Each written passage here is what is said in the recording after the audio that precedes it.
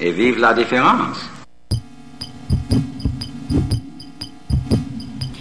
Bonjour à tous, bienvenue à l'antenne d'ici et maintenant 95.2 sur la bande FM par Île-de-France.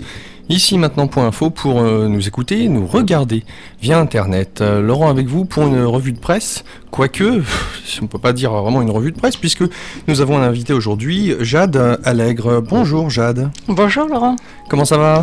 En pleine forme. Tranquillement. Alors Jade, tu viens pour à la radio pour un livre Survivre en ville quand tout s'arrête. Faut quand même le faire pour décider d'avoir un titre comme celui-ci. Mais au-delà de ça, j'aimerais que tu puisses te présenter pour les auditeurs et les auditrices. Ben voilà, je suis médecin, je travaille surtout dans l'humanitaire et en voyageant. Bon, par exemple, là, j'étais au Rwanda pendant les événements et j'ai vu des débuts d'émeutes. Et donc, en fait, j'ai voulu écrire un livre anti-émeutes. Parce que les émeutes, c'est atroce. Et c'est atroce. C'est le pire de l'humain, quoi. Et quand on est autonome, quand on sait se débrouiller pour boire, manger et se soigner en toutes circonstances, c'est plus la peine de s'écharper.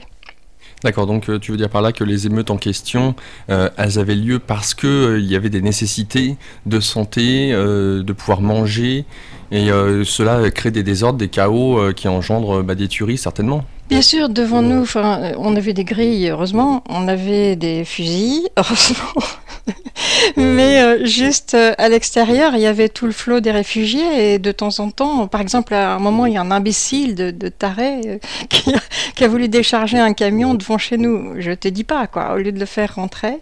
Et donc, bon, c'est atroce, quoi. Donc, moi, je trouve que chacun doit être autonome. Moi j'ai un enfant, je trouve que la première chose, s'il y a une seule chose, avant d'apprendre à lire, écrire, compter, la première chose à enseigner à ton gamin, c'est comment il peut se débrouiller en toutes circonstances.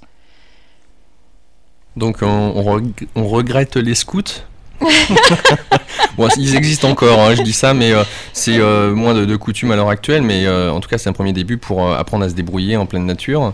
Alors ce livre, où est-ce que tu as appris toutes ces techniques que tu nous proposes ? Parce qu'en fait je les pratique au jour le jour, c'est-à-dire que quand je fais l'émission, enfin nous on a une optique assez particulière dans mon association, c'est-à-dire que on vit avec les gens les plus pauvres, c'est-à-dire qu'on vit dans le bidonville, tu vois, donc on vit chez le paysan guatémaltèque dans sa masure. Donc ça veut dire qu'on boit l'eau de son puits qui est pas potable, on mange son maïs qui est pourri parce qu'il n'y a pas eu de récolte, tu vois, donc nous c'est au jour le jour.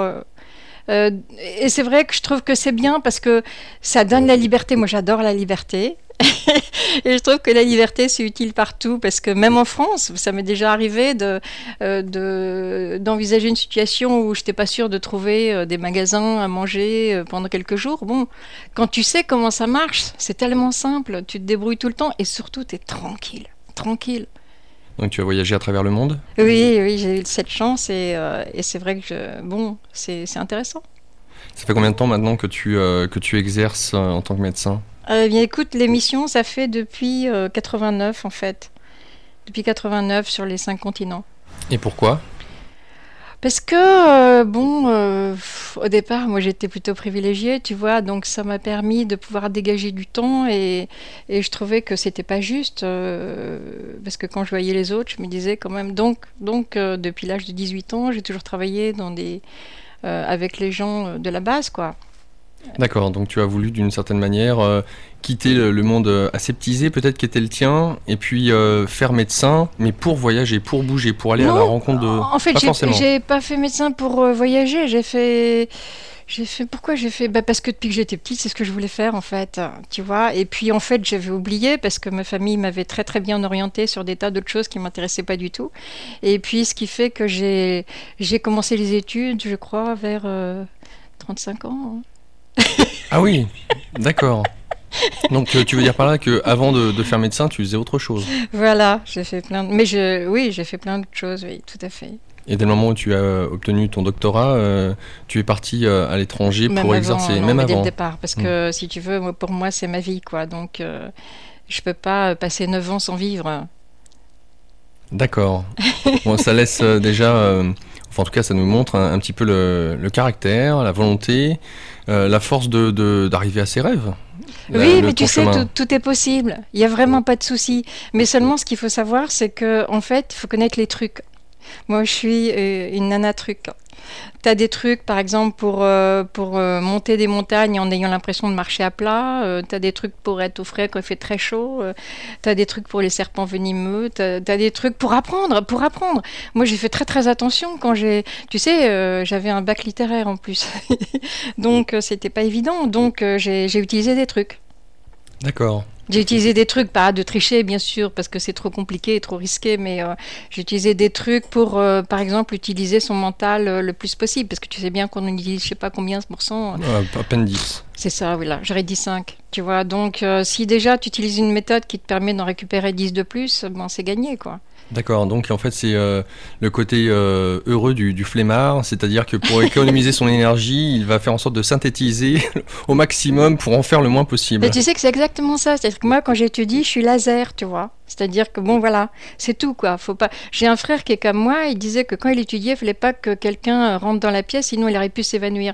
Moi j'étudie, je suis laser quoi. C'est une fois, c'est tout, une fois. Dans son livre, pas le sujet. Non mais c'est pas grave, c'est pas grave, c'est histoire de voir un petit peu déjà qui tu es, ta personnalité. Dans ce livre, tu mentionnes le fait que tu as appris notamment avec les Amérindiens Oui. certaines choses. Ah, mais j'ai appris partout avec tout le Voilà, monde. j'allais poser la question de savoir si justement tu avais eu l'occasion d'apprendre au-delà des Amérindiens dans différents pays des pratiques entre guillemets de survie pour être autonome. Alors, je vais être très orgueilleuse, je vais dire pas trop. Non, en fait, j'ai plutôt mis au point beaucoup de choses. Mais bon, ce que j'ai appris des autres, c'est leurs différentes façons de voir la vie. Et ça, j'adore. C'est-à-dire que partout, moi, je fais caméléon, tu vois. Je veux dire, quand je suis arrivée justement chez les Indiens au Québec, ils haïssent les Blancs. Ils les haïssent, tu vois. Donc, Voilà, moi, je me suis assise dehors des maisons et puis je suis restée là pendant des heures, jusqu'à ce qu'ils craquent et qu'ils viennent me chercher. Tu vois? Donc moi j'adore faire caméléon pour te dire jusqu'où je vais. J'ai même été danseuse tahitienne sur un bateau du Club Med avec une équipe de Tahitiens bien sûr qui m'avait habillée et tout. C'était très drôle, j'ai jamais tant ri. Et donc j'adore, j'ai été bergère, j'ai fait plein de choses. C'est marrant.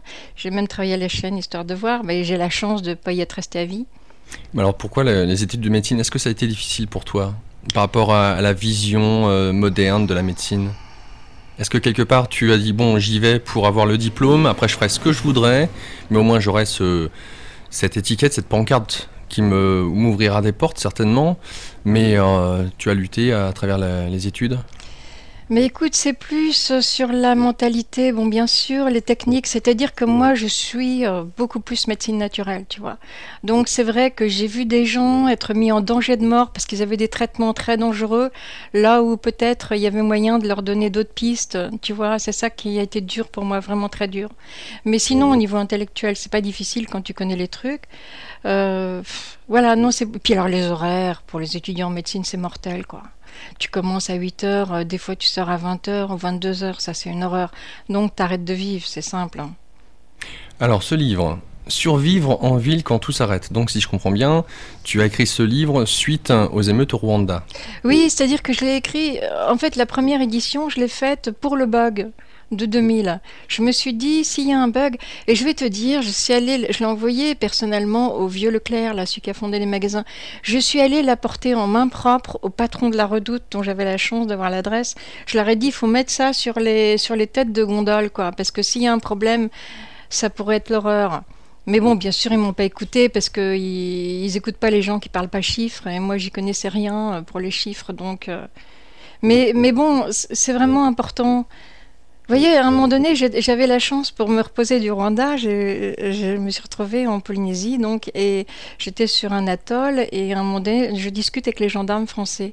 Bon, les gendarmes français, ils sont très bien payés, parce qu'ils ont des primes, je pense, de déplacement. Ils n'ont rien à faire de la journée, il fait beau, ils ont des belles tahitiennes dans les bras.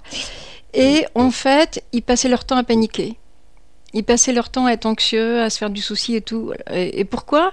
Parce qu'ils se disaient, bon si j'ai un problème de santé, le temps qu'ils fassent venir l'avion, Moi j'étais là avec ma gamine, on avait les orteils en éventail, parce qu'on maîtrise.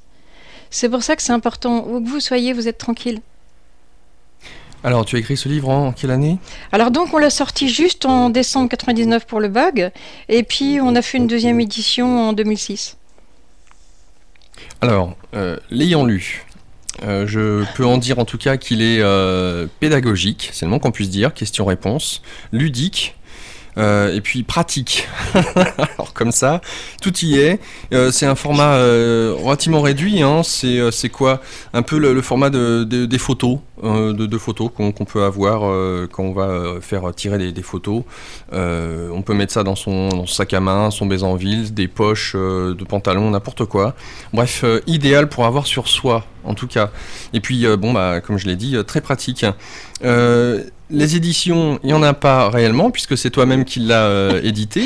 Oui, en fait, c'est parce que si tu veux, quand tu passes par les éditeurs, bon, d'une part, ça prend très longtemps, parce qu'il y a des tas de comités de lecture, machin truc, mais surtout, ils changent tout.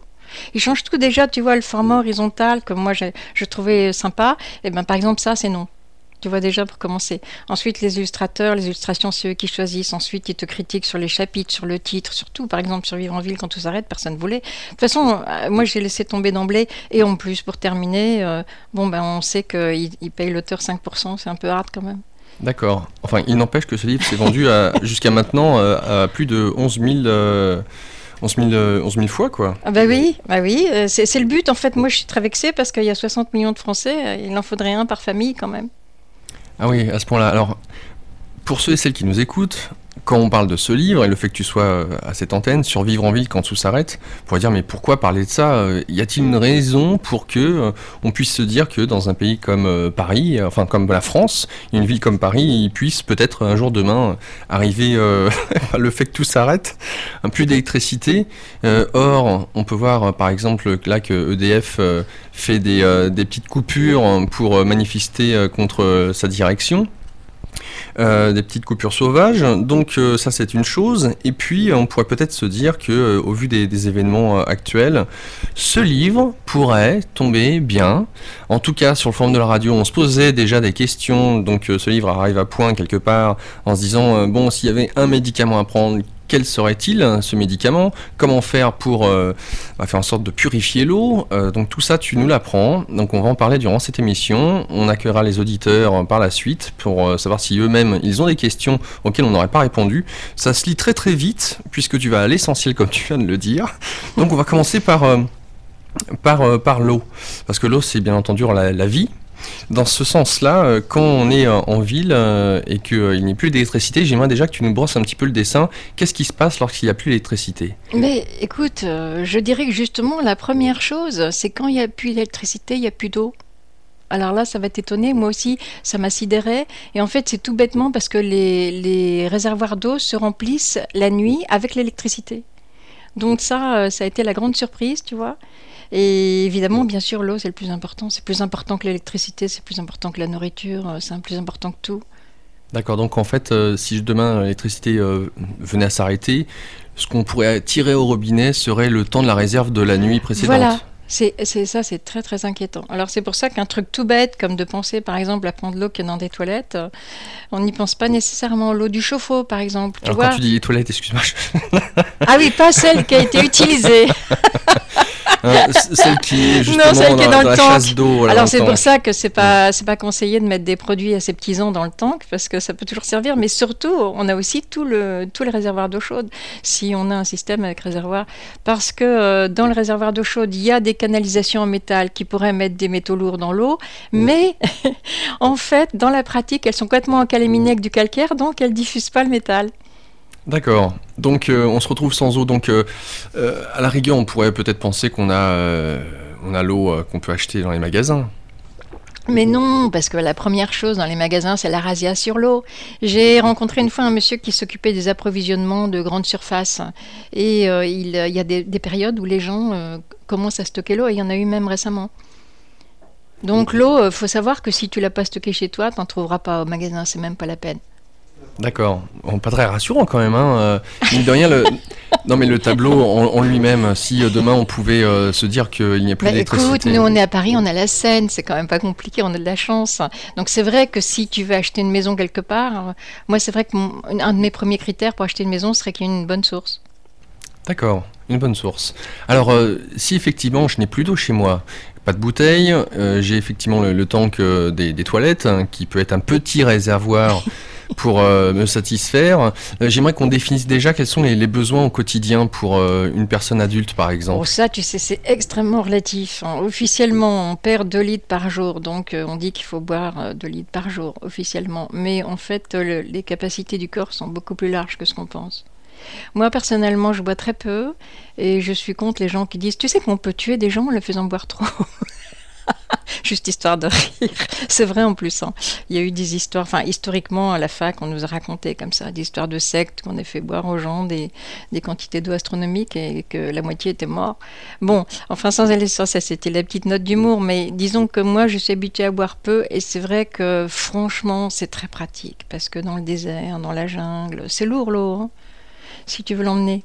Alors comment est-ce que déjà tu te rationnes, toi, Non, en tant qu'être humain? simplement, ça dépend aussi des physiologies. Si tu veux. Faut savoir que de même qu'on n'a pas tous le même mental, on n'a pas tous le même corps. On a des corps qui sont assez différents. D'ailleurs, tous les grands médecins d'autrefois, et ils ont classé. Tu vois, Hippocrate a classé les tempéraments, les homéopathes classent les tempéraments. Je veux dire, comment Ménétrier, les oligo-éléments, tu vois, il a classé les tempéraments. Moi, j'ai un tempérament qui n'a pas besoin de boire beaucoup. C'est très pratique, franchement.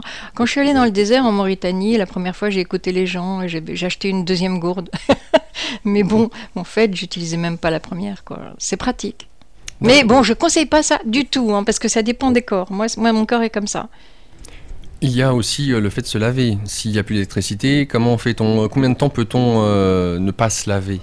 C'est ça, indéfiniment, hein. C'est vrai? Et oui, alors en plus, Cela ne génère pas des non, ça sent microbes, pas, des bactéries? non, ça sent pas si mauvais que ça. En fait, il y a une sorte d'équilibre qui se fait entre tes bactéries et ton corps.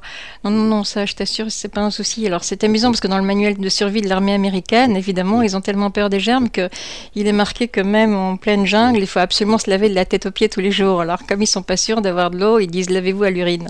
J'imagine les pauvres soldats américains en train de se laver à l'urine. Je trouve ça assez drôle.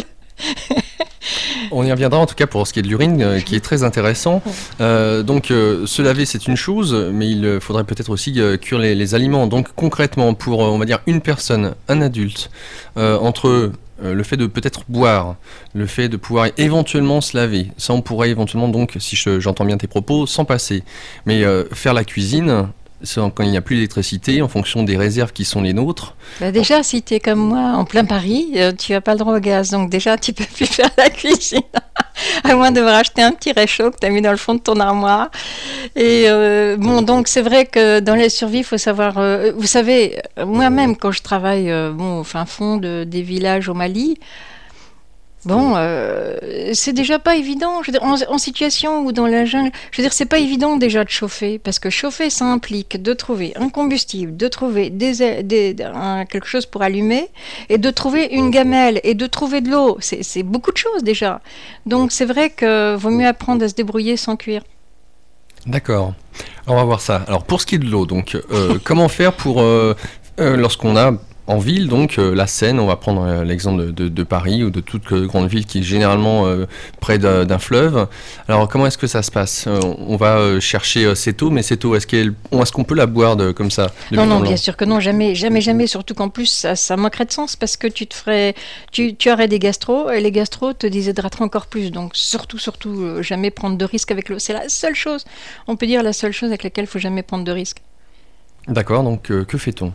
Bah, écoute, moi franchement, si je devais prendre la Seine, on va être concret, hein, je devais prendre la Seine, d'abord je prends un récipient. Alors ça on trouve quand même, hein, ça on trouve un récipient. Et puis tu prends des tissus, tu plies une chemise en 4, tu vois, et tu passes l'eau déjà sur le tissu. Donc déjà ça va bloquer toutes les grosses choses, hein, tout ce qui flotte, toutes les grosses particules, les gros parasites, etc. Donc ça déjà c'est bien. Et puis après ça, j'ai mis la dose dans le bouquin, je suis en train de chercher en vitesse, mais après ça, vous avez l'eau de Javel qui est dans votre salle de bain, hein. J'espère que vous en avez, moi j'en ai toujours. Donc le mieux c'est ça, ou alors si vous en avez, évidemment l'idéal c'est l'argile, parce que l'argile, ce qui est génial, c'est que non seulement ça enlève, enfin ça paralyse les bactéries, mais ce qui est intéressant, vous voyez quand vous mettez du chlore, par exemple la Javel dans l'eau, vous embêtez les bactéries, mais vous faites rien pour les virus. Les virus, ils sont en pleine forme. Or, le choléra qu'il y a toujours dans ce genre de situation, bah, c'est un virus. Hein. Ah non, le choléra, oh, je dis des bêtises. Le choléra, c'est une toxine. Je voulais vous parler justement des toxines aussi. C'est-à-dire qu'il y a les bactéries et il y a les toxines, c'est-à-dire les poisons qu'elles sécrètent. Eh bien, justement, le choléra, c'est une toxine. Donc, ça veut dire que si vous mettez votre chlore et vous buvez de l'eau dans laquelle il y a eu un cadavre de choléra, ben, vous attrapez le choléra. Donc, l'argile est intéressante parce qu'elle, elle chope les virus et elle chope les toxines. Donc, et elle chope, enfin, et elle vous aide aussi vis-à-vis de certains parasites, pas tous. Donc, c'est plus sécure finalement encore que votre javel, mais il faut en avoir. Il faut avoir pensé à en garder un peu. Sous quelle forme, quel type Alors d'argile? moi, j'en ai toujours. Faut toujours l'avoir sous forme sèche parce que sinon, si elle est humide, elle finit à la longue par éventuellement avoir des champignons. Mais toujours en avoir sèche chez soi. À des fois, on peut aller aux Tuileries. Vous savez pourquoi ça s'appelle les Tuileries? Non. Parce qu'il y a une excellente argile à tuiles. D'accord. Donc en creusant un petit peu, on peut en Voilà, on prend sa pelle et on va aux Tuileries. Non mais c'est bien, faut le savoir qu'à Paris il y avait ça.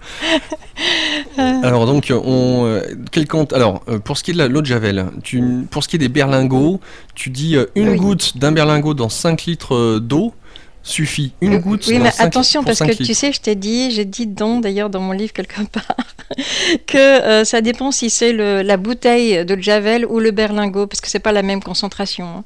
Tu as le passage parce que moi j'ai pas le passage direct. Mais je dis ça de mémoire. À toi aussi. Oui, je me rappelais donc que Alors, le berlingot c'était une goutte pour 5 litres et que. Ah voilà, c'est ça, ça y est, je l'ai là. C'est ça, une goutte du berlingot, tu as tout à fait raison.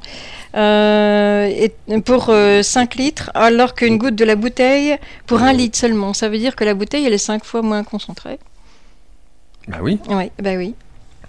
Voilà, mais bon, évidemment, ça sent pas très bon. Hein.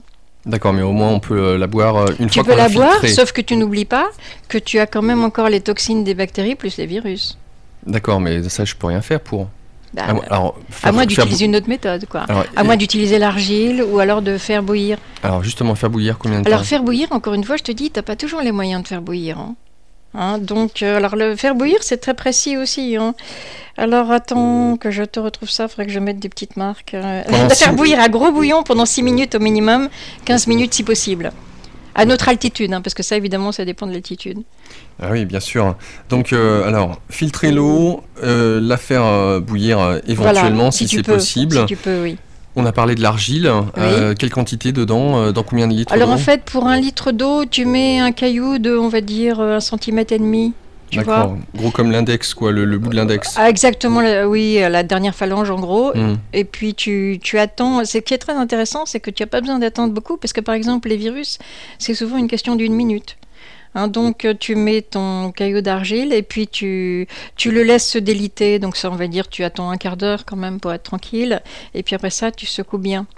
Mais tu vois, nous, à l'Homme et l'Argile, on travaille aussi avec des hydrologues, parce qu'évidemment, c'est très intéressant pour l'eau. Et donc, ils nous ont confirmé que tu prends un verre, tu l'ensemences avec des bactéries, tu sais, des bactéries, des sels, hein, c'est généralement ça qu'il y a dans ce genre de situation. Tu mets ton argile en poudre en surface, bon, une bonne argile, il faut s'y connaître un minimum en argile, et le temps que ça tombe au fond du verre, ton eau est propre. D'accord, mais les bactéries, les bactéries sont toujours là. Complètement engluées dans l'argile, elles peuvent plus rien faire, tu vois. Et certaines sont tuées, ça dépend de ton argile. Et les virus, alors là, ils sont scotchés, ils sont carrément prisonniers de l'argile. Donc, est-ce à dire que puisque l'argile est tombée au fond du verre ou de la bouteille, je prends une paille pour prendre ce qui est en surface, l'eau qui est bonne finalement? Alors ça, c'est ce que les hydrologues recommandent, c'est-à-dire que tu sais que même pour l'épuration d'eau de la ville de Paris, justement, ils utilisent de l'argile, entre autres méthodes. Hein, parce que nous, notre spécialiste travaillait à la SAGEP, qui est la Société d'épuration d'eau de la ville de Paris, mais parmi d'autres méthodes. Mais alors eux, ils font très attention qu'il n'y en ait pas à la fin. Hein. Alors, bon, bah ça, si tu veux, nous, en mission, on n'a pas de moyen d'enlever l'argile et en fait, finalement, on trouve plus intéressant de la garder parce que notre expérience nous a prouvé qu'on a... En fait, les contaminants de l'eau restent sur l'argile pendant qu'elle transite dans le corps. Et donc, l'intérêt de boire l'argile avec, c'est que l'argile, ce sont des petites particules qui sont inférieures à 2 microns, hein, quand même. C'est donc 2 millièmes de millimètre, donc c'est tout petit. Et donc, ça va tapisser ta muqueuse intestinale. Pour te dire qu'une argile, par exemple, certaines argiles, tu prends 1 gramme, ça peut tapisser 100 mètres carrés. Ah oui, effectivement. Tu Ouais, t'imagines, c'est gigantesque. tellement les particules sont petites, tu vois. Donc, tu vas tapisser tes intestins. Et ce qui est très intéressant, c'est ce que tu vas manger dans la journée. Parce que si tu as les moyens, tu vas aller dans le grand hôtel, manger des crudités, chose qu'il faut absolument jamais faire en voyage, bien sûr. Et alors, évidemment, les crudités sont sur des plateaux qui restent pendant des heures. Et puis, en plus, le cuisinier, il avait un beau panari. Et donc, en fait, ce qui est intéressant, c'est que si tu as décontaminé ton eau avec l'argile, et si tu as bu ton argile avec, tu vas avoir des tas de particules d'argile qui vont choper les bactéries de ta nourriture avant qu'elles rentrent dans le sang. Donc c'est absolument merveilleux. Ça marche pour 2 heures, donc il faut emmener ta gourde d'argile et il faut reboire toutes les 2 heures. Alors ceci dit, bon, comme je suis scientifique, bien sûr il faut des éléments de preuve. Donc moi je peux te donner des protocoles qui ont été faits même avec le staphylocoque doré, avec tous les contaminants des selles. Et j'avais même envisagé de faire un protocole avec des animaux à Maison-Alfort. Mais là j'ai appris quelque chose d'assez extraordinaire. C'est que quand je suis allée voir le professeur de nutrition et que je lui ai demandé qu'on monte un protocole, je lui ai dit voilà ce qu'on va faire, on va prendre une argile, on va la contaminer au maximum, on va la donner à manger à des animaux, on va voir s'ils tombent malades ou pas. Et en fait, il m'a dit ils tomberont pas malades. Alors là, j'ai dit ah bon, comment ça? Il dit vous pouvez faire boire une eau polluée à des animaux, ils tomberont pas malades, sauf s'ils sont stressés. Ça, j'ai trouvé ça assez hallucinant.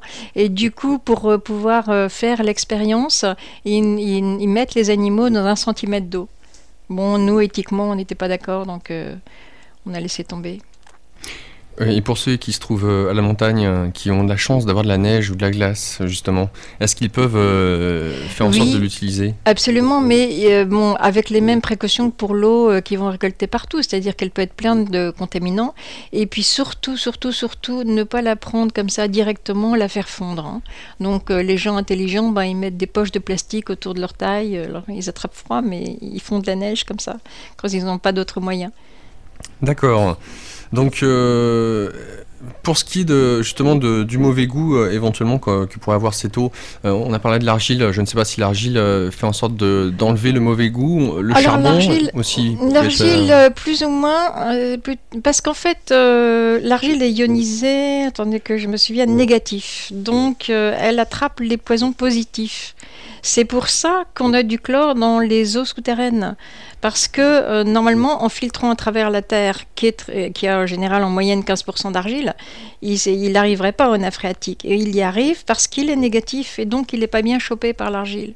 Donc l'argile n'est pas nécessairement la meilleure chose pour enlever l'odeur, plutôt du charbon. Donc on peut toujours avoir chez soi un bon stock d'argile et de charbon. C'est vrai que c'est bon de toujours avoir un stock chez soi, comme ça on est tranquille. Oui, alors le charbon, si on vit en appartement, pour avoir un stock, c'est peut-être pas forcément idéal. Non, mais un stock, il n'y a pas besoin de beaucoup. Hein. Bon, si vous avez déjà, je dirais même pas 1 kilo, quand vous avez 200 grammes de charbon, déjà, vous pouvez aller loin. Hein. Alors justement, puisque tu parlais de l'urine tout à l'heure, dans quelle mesure est-ce qu'on pourrait boire notre urine? Alors ça, c'est une bonne chose? Tout à fait, ça, il n'y a aucun souci. Et je peux même te dire là-dessus que il y a des congrès, figure-toi, de médecins utilisant cette technique, et tous les 2-3 ans. Et donc, je suis allée au congrès de Sao Paulo au Brésil, et où c'était absolument passionnant de discuter avec tous mes collègues du monde entier. Et bien, à ce moment-là, l'organisatrice du congrès, qui était médecin bien sûr, est passée à la télévision avec le patron des néphrologues du Brésil. Et il a confirmé qu'il n'y avait pas de danger. Et ça veut dire quoi? Combien de temps peut-on boire son urine sans occasionner de dommages au corps? Alors, on peut boire son urine complète, c'est-à-dire jour et nuit, apparemment pendant très longtemps, parce qu'au congrès, j'ai vu des gens qui le faisaient depuis 4-5 ans. Ça ne veut pas dire qu'ils ne buvaient pas de l'eau en plus. Hein. Ah oui, d'accord. Alors, ce qui est intéressant, c'est que c'est très rajeunissant. Hein. Ces gens-là ne vieillissent plus, hein, c'est fini. D'accord. Il y a beaucoup de DHEA dans l'urine. Qui correspond... Le DHEA, c'est l'hormone du rajeunissement. D'accord. Alors, dans quelle mesure, si on ne boit pas d'eau en parallèle... Ah, il faut boire de l'eau. Enfin, l'idéal, c'est de boire de l'eau en parallèle. Bon, maintenant, si t'as pas d'eau, combien de temps tu pourrais... Alors là, j'ai aucune idée. Tu pourrais faire avec l'urine seule, j'ai aucune idée. Mais donc en situation de survie, faut pas hésiter. Et c'est pour ça que des fois on retrouve, tu sais, quand il y a des tremblements de terre et qu'on se dit 5 jours sont passés, c'est même plus la peine. Et en fait c'est faux, parce que on a trouvé des fois des gens qui étaient restés très longtemps ou des animaux qui étaient restés très longtemps. Et en tout cas pour les gens, c'est ceux qui avaient pensé à boire leur urine. Et dans quelle mesure est-ce qu'on... Alors, est-ce qu'on boit l'urine juste après Ah oui, avoir... toujours. Ah, ça, c'est très. Tu sais, heureusement que tu en parles, parce que c'est très, très, très important. Ça, c'est essentiel. Faut la boire tout de suite. Parce que sinon, si on la laisse à l'air libre, l'urée se transforme en ammoniac. Et là, c'est pas bon pour la santé. Donc, faut vraiment la boire immédiatement. Je veux dire immédiatement, dans les 10 minutes, quoi, quand elle sort. L'eau de mer? Alors l'eau de mer, alors là, moi, tu sais, on pense tous, on a tous été éduqués à penser qu'on ne pouvait pas boire l'eau de mer. Or c'est faux, et ça, c'est grâce à Bombard qu'on le sait, parce que Bombard, il a eu le courage de risquer sa peau pour expérimenter ça justement. Et donc, on peut boire, je crois, il a disait si on n'a rien d'autre pendant 3 jours ou un truc comme ça. Voilà, bon bah, en l'absence totale d'eau douce, on peut continuer l'eau de mer pendant 5 à 6 jours carrément. Et sinon, l'idéal, évidemment, c'est de faire moitié-moitié. 2-3 gorgées d'eau de mer toutes les 3 heures et le lendemain de l'eau douce si on peut, par exemple. Donc, tenir combien de temps sans eau, ça on a vu, ça dépend ça plus sans ou eau, moins. je vais te dire, c'est pas gai du tout. Moi, je l'ai fait déjà parce que bon, on y viendra certainement à un moment donné, on parlera du jeûne. Il faut vraiment, si on veut être autonome en toutes circonstances, il faut apprendre à jeûner, ça c'est clair. Et parfois, dans certains buts thérapeutiques, on peut faire ce qui s'appelle du jeûne sec, c'est-à-dire que tu manges pas, tu bois pas. Et là, je vais te dire, c'est pas vraiment agréable. Alors bon, si tu fais 2 jours déjà, et tu comptes tes nuits, moi je sais que la 3e nuit, j'avais approché mon lit de la fenêtre pour respirer l'humidité de l'air. Ah non, c'est très désagréable. Faut vraiment éviter. C'est pour ça que quand je suis allée au Rwanda, bon, c'était vraiment pas au moment des... C'était juste après les massacres ethniques. J'ai accepté d'y aller et j'ai accepté cette affectation uniquement parce qu'il y avait tout le lac Kivu à côté. Alors le lac Kivu, il était bourré de cadavres de gens avec le choléra, mais ça je m'en fous. Je sais qu'avec l'argile, je suis tranquille. D'ailleurs, j'ai même les protocoles qui ont été faits en milieu hospitalier qui ont prouvé que l'argile attrapait très très bien la toxine de choléra. Je reviens juste sur l'urine parce que j'ai oublié de te poser la question.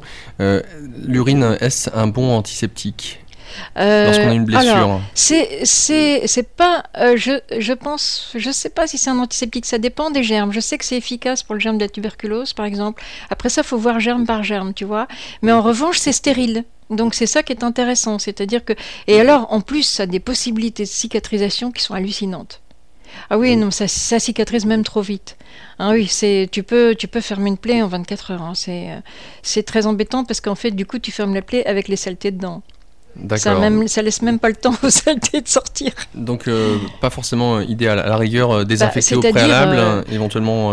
Oui, c'est-à-dire qu'à ce moment-là, il faut essayer, si tu veux fermer ta plaie à l'urine, il faut vraiment essayer de bien la nettoyer, quoi.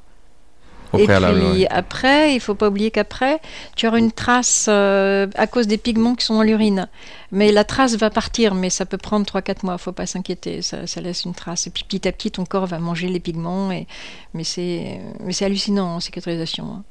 Combien de temps, enfin c'est même pas combien de temps, mais quels sont les aliments à éviter pour... Alors ça c'est faux, je veux dire c'est faux, c'est pas vraiment important. On dit toujours, si vous buvez votre urine, ne mangez pas de viande, ne prenez pas d'alcool. La mienne elle est délicieuse quand j'ai mangé de la viande et vu de la pierre. Je sais pas pour celle des autres. En fait ça dépend beaucoup de l'état de santé de votre corps. C'est-à-dire que plus votre corps est propre, entre guillemets, c'est-à-dire plus vous avez travaillé votre hygiène de vie pour nettoyer toutes les saletés que vous avez accumulées depuis que vous êtes né et même avant, et meilleure elle est. Et il y a des fois vraiment on se lècherait la bouche, Des fois elle peut être vraiment comme une bonne limonade, mais plus vous êtes propre, plus elle est bonne. Et c'est comme sur la peau, c'est très étonnant. Quand vous mettez sur la peau, vous frottez bien sur la peau, ça n'a aucune odeur. L'urine fraîche toujours. Et bien, figurez-vous que moi, quand j'ai voulu essayer sur les cheveux, alors là, ça faisait une odeur épouvantable. Et puis au congrès, je discute avec un grand spécialiste, un gars fabuleux, un japonais, malheureusement, j'ai plus son nom, et qui a lancé l'urinothérapie chez tous les peuples pauvres d'Amérique. Et donc, je lui dis ça, et alors il est en train de petit déjeuner avec moi, et il me dit santé. Alors pas santé, mais santé reniflée. Et il me met sa tête sous les yeux. Ah oui. Et j'ai senti, et c'est vrai, ses cheveux ils sentaient très bon. Et il m'a dit, écoutez, moi tous les matins, je fais un shampoing à l'urine. Alors c'est parce que lui est très propre, plus propre que son corps et plus propre que le mien, quoi, apparemment. D'accord. Alors quels sont les aliments à éviter si on veut maintenir l'eau qui est dans notre corps ? Alors attendez, juste une dernière chose, je vais Oui. dire la seule chose à éviter, il faut savoir si vous avez un traitement médicamenteux, alors là ça c'est autre chose, il faut savoir premièrement si vos médicaments sont éliminés par les selles ou par les urines, parce que vous savez que certains médicaments sont éliminés par le foie qui les envoie dans les selles, donc ça c'est pas un souci, d'autres médicaments sont éliminés par les reins qui les envoient dans les urines. Donc il faut se renseigner pour savoir si votre médicament est éliminé par les urines, et après ça il faudrait savoir s'il est éliminé sous forme active ou inactive, si les métabolites qui sont le résultat du médicament cassé peuvent être toxiques ou pas. Donc, en cas de traitement médicamenteux, il faut vraiment se renseigner. C'est la seule précaution. Oui, alors vous disiez, est-ce que les aliments à éviter, le sel, le café? Ça, c'est les deux principaux. Hein. Et les piments, bien sûr, hein, tout ce qui est pimenté. D'accord. Et puis, ne pas parler. Je vais m'arrêter.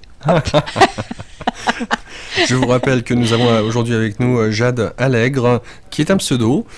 Jade est médecin, elle a écrit ce livre, Survivre en ville quand tout s'arrête. Et pour se le procurer, Jade, où va-t-on? Mais écoutez, en fait, nous, on est une association humanitaire et donc ça nous fait un petit peu de sous pour l'émission, donc ça se commande chez nous. Sur Donc, le site L'Homme et l'Argile. Voilà, sur le site L'Homme et l'Argile, donc vous allez sur Google, vous mettez L'Homme et l'Argile tel que ça se prononce, et puis vous allez voir, on sort dans les premières références, la première d'ailleurs je crois. Et donc, bon là vous avez, en fait, donc le prix c'est 10 euros, et puis nous on facture le prix, mais vraiment le prix du timbre, c'est-à-dire 2 euros, on facture même pas la manutention. Mais sinon on peut le commander dans les librairies bien sûr, et il est à dispo à la Fnac des Halles aussi. D'accord, mais est-ce qu'on doit donner une édition, quelque chose? Non, non, non, vous donnez le Juste Survivre le en ville titre. quand tout s'arrête et Jade Allègre.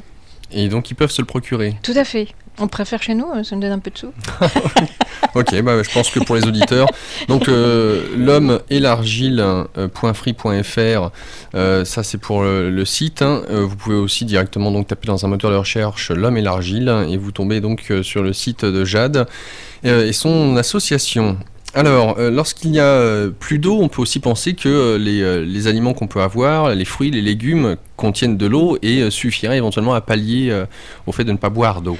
Alors vous faites très bien d'en parler, parce que c'est vrai que c'est essentiel. Eh ben, curieusement, les experts qui ont, j'espère, fait des mesures avant d'affirmer ça, disent que si on mange, on risque de se déshydrater encore plus, parce que pour digérer, on a besoin d'énormément de sucre digestif, donc finalement, le bilan total serait négatif. D'accord, donc Oui. dans la mesure du possible, c'est pour ça que tu recommandes pas le manger. jeûne, ne Ouais, pas oui. manger. Ouais, oui. Alors, tu parlais du jeûne sec. Oui. Ça, c'est quand on n'a pas le choix, lorsqu'on est Oui. éventuellement dans le désert. Lorsqu'on est en ville, là aussi, si on n'a pas la possibilité, mais apparemment, il y a plein de ressources pour ce qui est de l'eau. On a vu comment filtrer l'eau, comment la rendre potable. Et pour ce qui est de pouvoir tout simplement apporter l'essentiel des vitamines via les aliments, lorsque tous les supermarchés sont dévastés, lorsqu'il n'y a plus rien, que notre frigo tombe en rade suite à la panne d'électricité, que l'on n'a pas de stock chez soi, en dehors des boîtes de conserve éventuellement. Oui, alors là, c'est vrai que bon, faut avoir prévu un petit peu, parce que, ou alors être végétarien, parce qu'en fait, le plus simple, c'est de faire germer des graines. On a tous fait ça quand on était enfant, hein. Je sais pas si tu as fait ça, moi j'ai fait ça sur une assiette quand j'étais enfant. Donc, c'est très simple, il faut d'abord penser à mettre les graines à tremper la nuit. Et puis, faut pas qu'elles étaient irradiées, bien sûr, hein, sinon elles ne germent plus. Vous mettez les graines à tremper toute la nuit avec beaucoup d'eau, puis le matin, vous rincez, et puis le plus simple encore, c'est de mettre dans un tissu trempé, et puis de remouiller de temps en temps. Mais sinon, on peut se faire, on prend un bocal de conserve, on met une gaze, par exemple une compresse de pharmacie, on met les graines dedans, mais il faut rincer quand même 2 fois par jour si c'est possible. Hein, c'est mieux, parce que sinon, si ça commence à moisir, ça c'est... Et sitôt que le germe paraît, on peut le manger en fait. Hein. Alors il y a une seule chose qu'il ne faut pas faire germer, ça c'est important à savoir, c'est le soja rond. Le gros soja orange rond, pas le petit soja vert, bien sûr, que font germer les Asiatiques. Comment je fais pour pallier la viande et le poisson?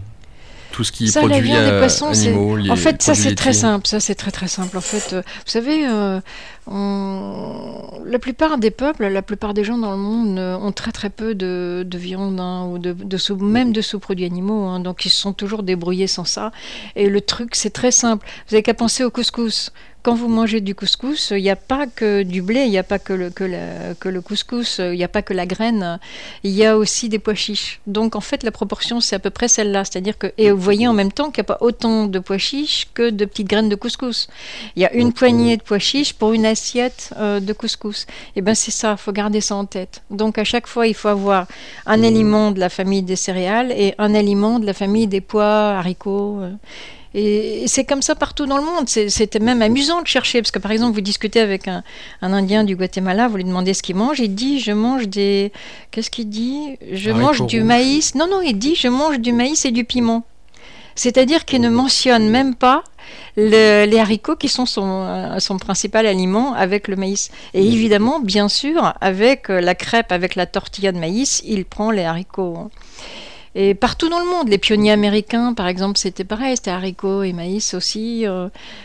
Partout dans le monde, hein. Les Indiens, c'est l'assiette de lentilles, mais avec l'assiette de lentilles, ils vont manger du pain.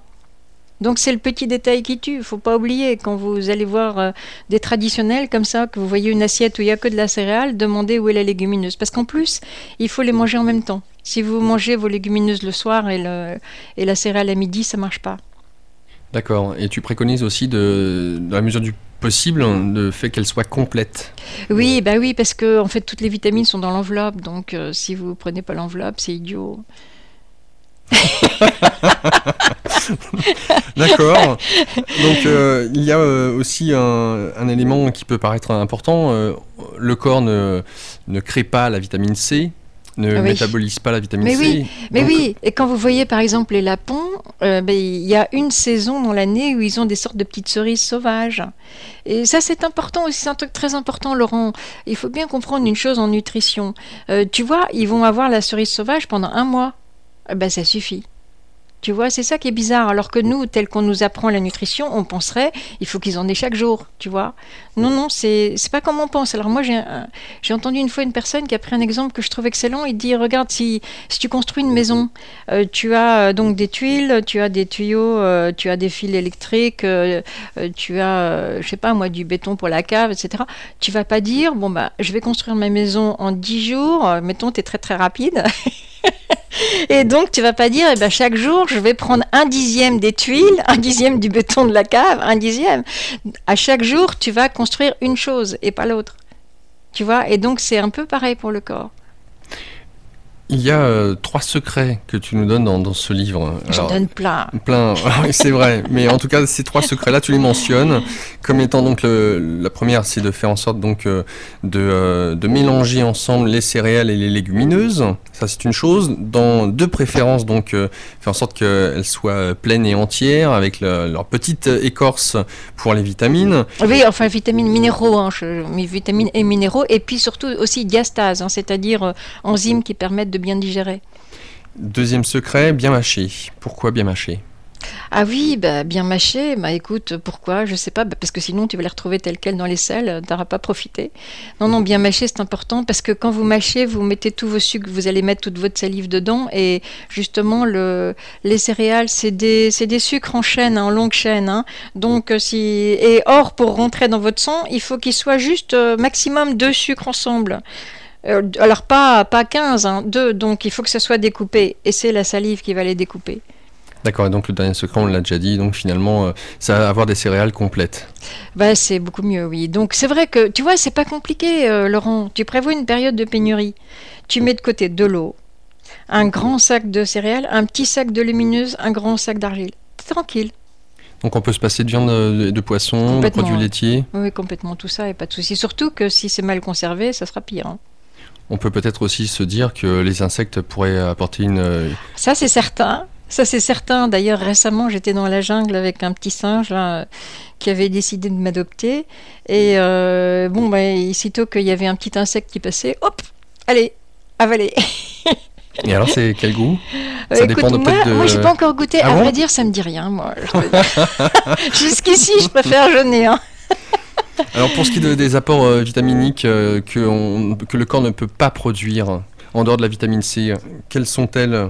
Mais je crois que ça va, le reste. Hein. Le reste, donc la vitamine A, vitamine B, vitamine C. Tout ça, tu vas A, trouver. B, on le retrouve où? Dans quelle sorte d'aliments?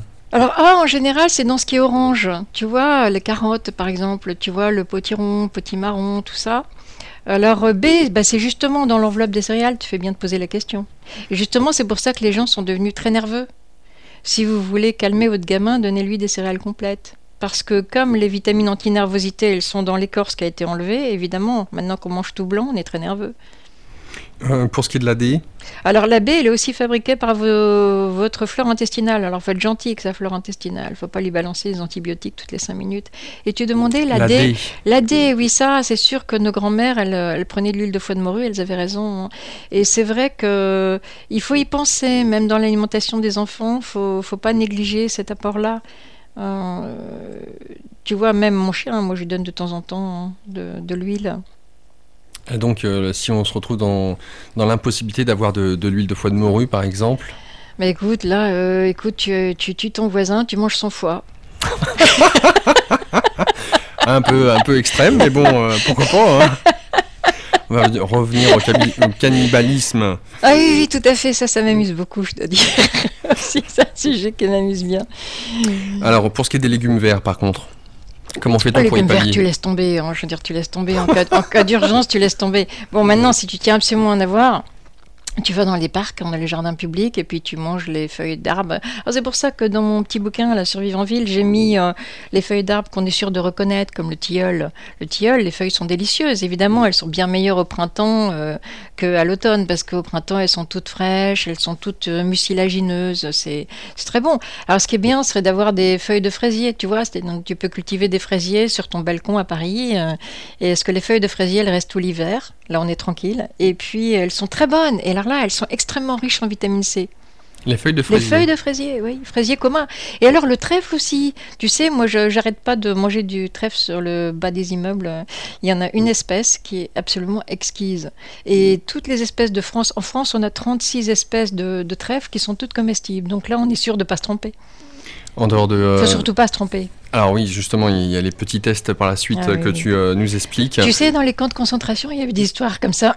Il y a des gens qui n'étaient pas végétariens avant, qui mangeaient classique, et qui, pour survivre, se sont mis à manger toutes les mauvaises herbes autour des bâtiments. En fait, ils sont morts de gastro parce qu'ils n'étaient pas habitués à les manger, donc ils n'avaient pas programmé leur système digestif. Il y a aussi, comme autre plante qu'on peut trouver en ville assez facilement, Oui. c'est... Le mouron. Je ne connais pas le mouron. Ah, il est super. Tu pensais à quoi? Le pissenlit, voilà. Ah oui, mais le pissenlit, c'est amer. L'ortie. Ah. Alors l'ortie, oui, c'est bon en soupe, mais encore une fois, il faut avoir de quoi? Du combustible, etc. Une gamelle. Bon, une gamelle, ça peut se trouver. La Pour faire gamelle, du ça peut se trouver combustible, combustible. un briquet, des allumettes. Oui, c'est vrai qu'on trouvera une pierre à toujours un feu. petit morceau de bois. Voilà, une pierre à feu, tout à fait. De silex. Ouais. Ah oui, mais ça serait un peu retourné, effectivement. Je pense que c'est très compliqué avec de silex, hein, je n'essaierai pas. Non, Moi, en fait, c'est vrai que, vous savez, les petits kits de l'armée, c'est pas mal aussi. Moi, j'ai toujours quand même chez moi quelques petites allumettes, quelques petits trucs mis à feu, spontanés. Bon, par exemple, c'est vrai que nous, quand on était au Rwanda, comme on était quand même chapeautés par l'armée, c'est eux qui nous avaient emmenés sur les transals, etc. Ils nous surveillaient quand même. Et on avait des rations de l'armée. Dans les rations de l'armée, il y avait une sorte de truc, tu vois, qui brûlait tout seul. C'était bien. Alors tu nous dis que tu nous parlais du tilleul, on peut aussi parler des feuilles de hêtre, de bouleau, donc les pissenlits, les orties piquantes que l'on peut cuire à l'eau salée comme des épinards. Alors ce qui est vraiment intéressant et ce que je ne savais pas, ces légumes sauvages sont bourrés de vitamines à poids égal. Une ortie t'apportera autant de vitamine C qu'une orange. Mais oui, en plus c'est beaucoup plus naturel parce que tu sais l'acidité des fruits, il faut quand même la métaboliser, hein.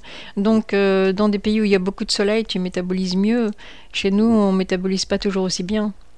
Donc en hiver, malheureusement, ces plantes-là ne se trouvent plus, si ce n'est le mouron blanc. Donc, Voilà. Alors, Ça, c'est la star. Et tu sais que c'est marrant parce que je te dis c'est la star. Et en fait, c'est vrai parce que c'est une étoile. On l'appelle l'étoile, je sais pas quoi. C'est Stella, son nom latin, c'est Stella quelque chose. Oui, parce que la fleur a une forme d'étoile. C'est drôle, hein? Je te dis que c'est la star, en fait, c'est tout à fait ça. Non, c'est la star parce que ce qui est génial, c'est qu'il est là en toute saison et ça, c'est inimitable. Et en plus, la chose dont il raffole le plus, le mouron, c'est les jardins à l'abandon. Donc, en fait, sur toutes les pelouses d'hôpital, moi je sors de l'hôpital, je mange mon mouron en allant prendre mon métro, hein. Sans même le laver comme ça? Oui, bon. Les germes sont mes amis. Tu sais, les germes, ce sont nos amis. On en a des milliards dans nos intestins et sans eux, on serait mort. Alors, ce qui est intéressant, j'ai eu l'occasion d'aller en Afrique, c'est de voir que en France ou en Europe, dans les pays occidentaux, on est tellement aseptisé que quand on va dans ces pays-là, pour un rien, là c'est terminé, on se retrouve à quatre pattes avec la dysenterie. Alors que quand on voit finalement ceux et celles qui vivent sur place, mais généralement ils ont des maladies entre guillemets dites graves, mais ils sont quasiment pas malades. Qu'est-ce que tu veux dire par là? Des maladies graves, ce que je veux dire par là, c'est qu'ils vivent dans des conditions d'hygiène que nous, on pourrait qualifier exécrables, et pourtant, ils ne contractent que très rarement des maladies. C'est-à-dire qu'il y a une grande sélection quand ils sont petits. Puis, donc, quand t'es petit, ça passe ou ça casse. Et une fois que ça passe, bon, bah après... Mais tu sais, moi, j'ai quand même emmené mon enfant en mission, à partir de quand elle avait 3 ans, dans des conditions extrêmement insalubres. Mais si tu connais les trucs, toujours la même chose. Moi, je connais les trucs pour qu'elle soit costaud, tu vois. Et donc, je l'ai fait baigner dans des tas de germes et sans risque, vraiment sans risque, parce que je connaissais les trucs. Et donc, c'était pratique parce que quand j'étais en France avec elle, on avait toujours des places en crèche parce que les enfants étaient toujours malades. Donc, nous, on avait les places. Alors, c'est quoi un des trucs, par exemple, pour faire en sorte de faire baigner quelqu'un dans des germes sans pour autant être atteint? D'abord, par exemple, un truc essentiel, c'est le premier auquel je pense. Par exemple, tu vois, quand on était au Népal, et il y avait des rivières, par exemple, où parfois, tu sais, il y avait des bûchers funéraires sur le bord des rivières. Donc après ça, quand les enfants vont se baigner, ils baignent dans tous les germes du pays. Donc il faut faire très attention au niveau immunité. Et la première chose, c'est pas de glace. Pas de glace, tu sais les glaces ice cream là. Oui, d'accord. Pourquoi pas de glace? C'est parce que dans la glace, dans l'eau qui a servi à faire la glace, il y a probablement des germes, mais au moment où tu manges la glace, ça va geler en fait tous tes systèmes de défense. Tu vois, et c'est comme ça que les épidémies de polio aux États-Unis se sont faits avec la généralisation des glaces. Tu paralyses tes défenses. Donc ça, par exemple, ma gamine, peut-être qu'elle pourra aller nager dans la rivière en question, mais il n'est pas question qu'elle mange des glaces. Tu vois, et puis les sucreries aussi, l'abus de sucreries, c'est idéal parce que les germes, ils sont pas idiots, ils sont comme nous, ils adorent les sucreries. Donc, plus tu manges sucré, plus tu risques de favoriser leur développement. Lorsqu'il n'y a plus de produits laitiers, pourrait-on penser comment faire pour le calcium? Pour le calcium, alors là, c'est vraiment pas compliqué parce qu'il y en a partout. Et même dans une laitue, tu as plein de calcium.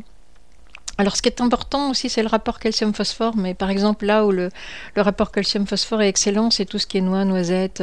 Donc, c'est vrai que si on ne prend pas de produits laitiers, manger chaque jour quelques noix, noisettes, amandes, pistaches, enfin toute cette gamme-là, c'est parfait. D'accord, alors ce que je te propose, c'est qu'on fasse une petite respiration musicale, on se retrouve tout de suite. Je vous rappelle donc que nous sommes sur Ici et Maintenant, 95.2, ici maintenant.info, pour nous écouter, nous regarder via Internet. Survivre en ville quand tout s'arrête, livre de Jeanne Allègre, petit livre didactique, pédagogique, pratique. Et ludique. Et ludique, tout à fait, à avoir dans son sac à main, dans sa poche de blouson, de manteau, enfin bref, très fin, format carte postale. Voilà, donc pour se le procurer, il vous suffit d'aller sur le site de Jade, dont je vous rappelle l'adresse.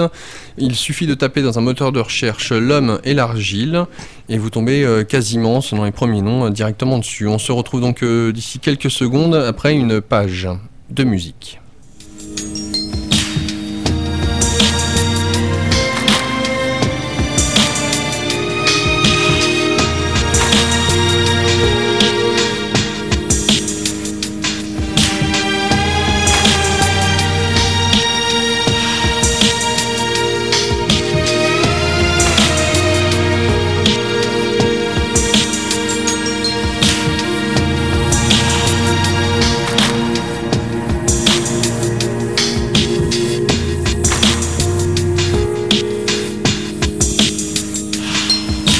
Some things are just pictures.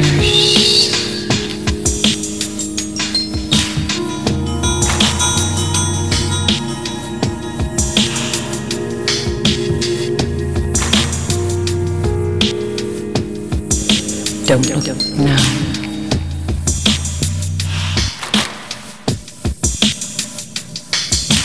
I'm right behind you.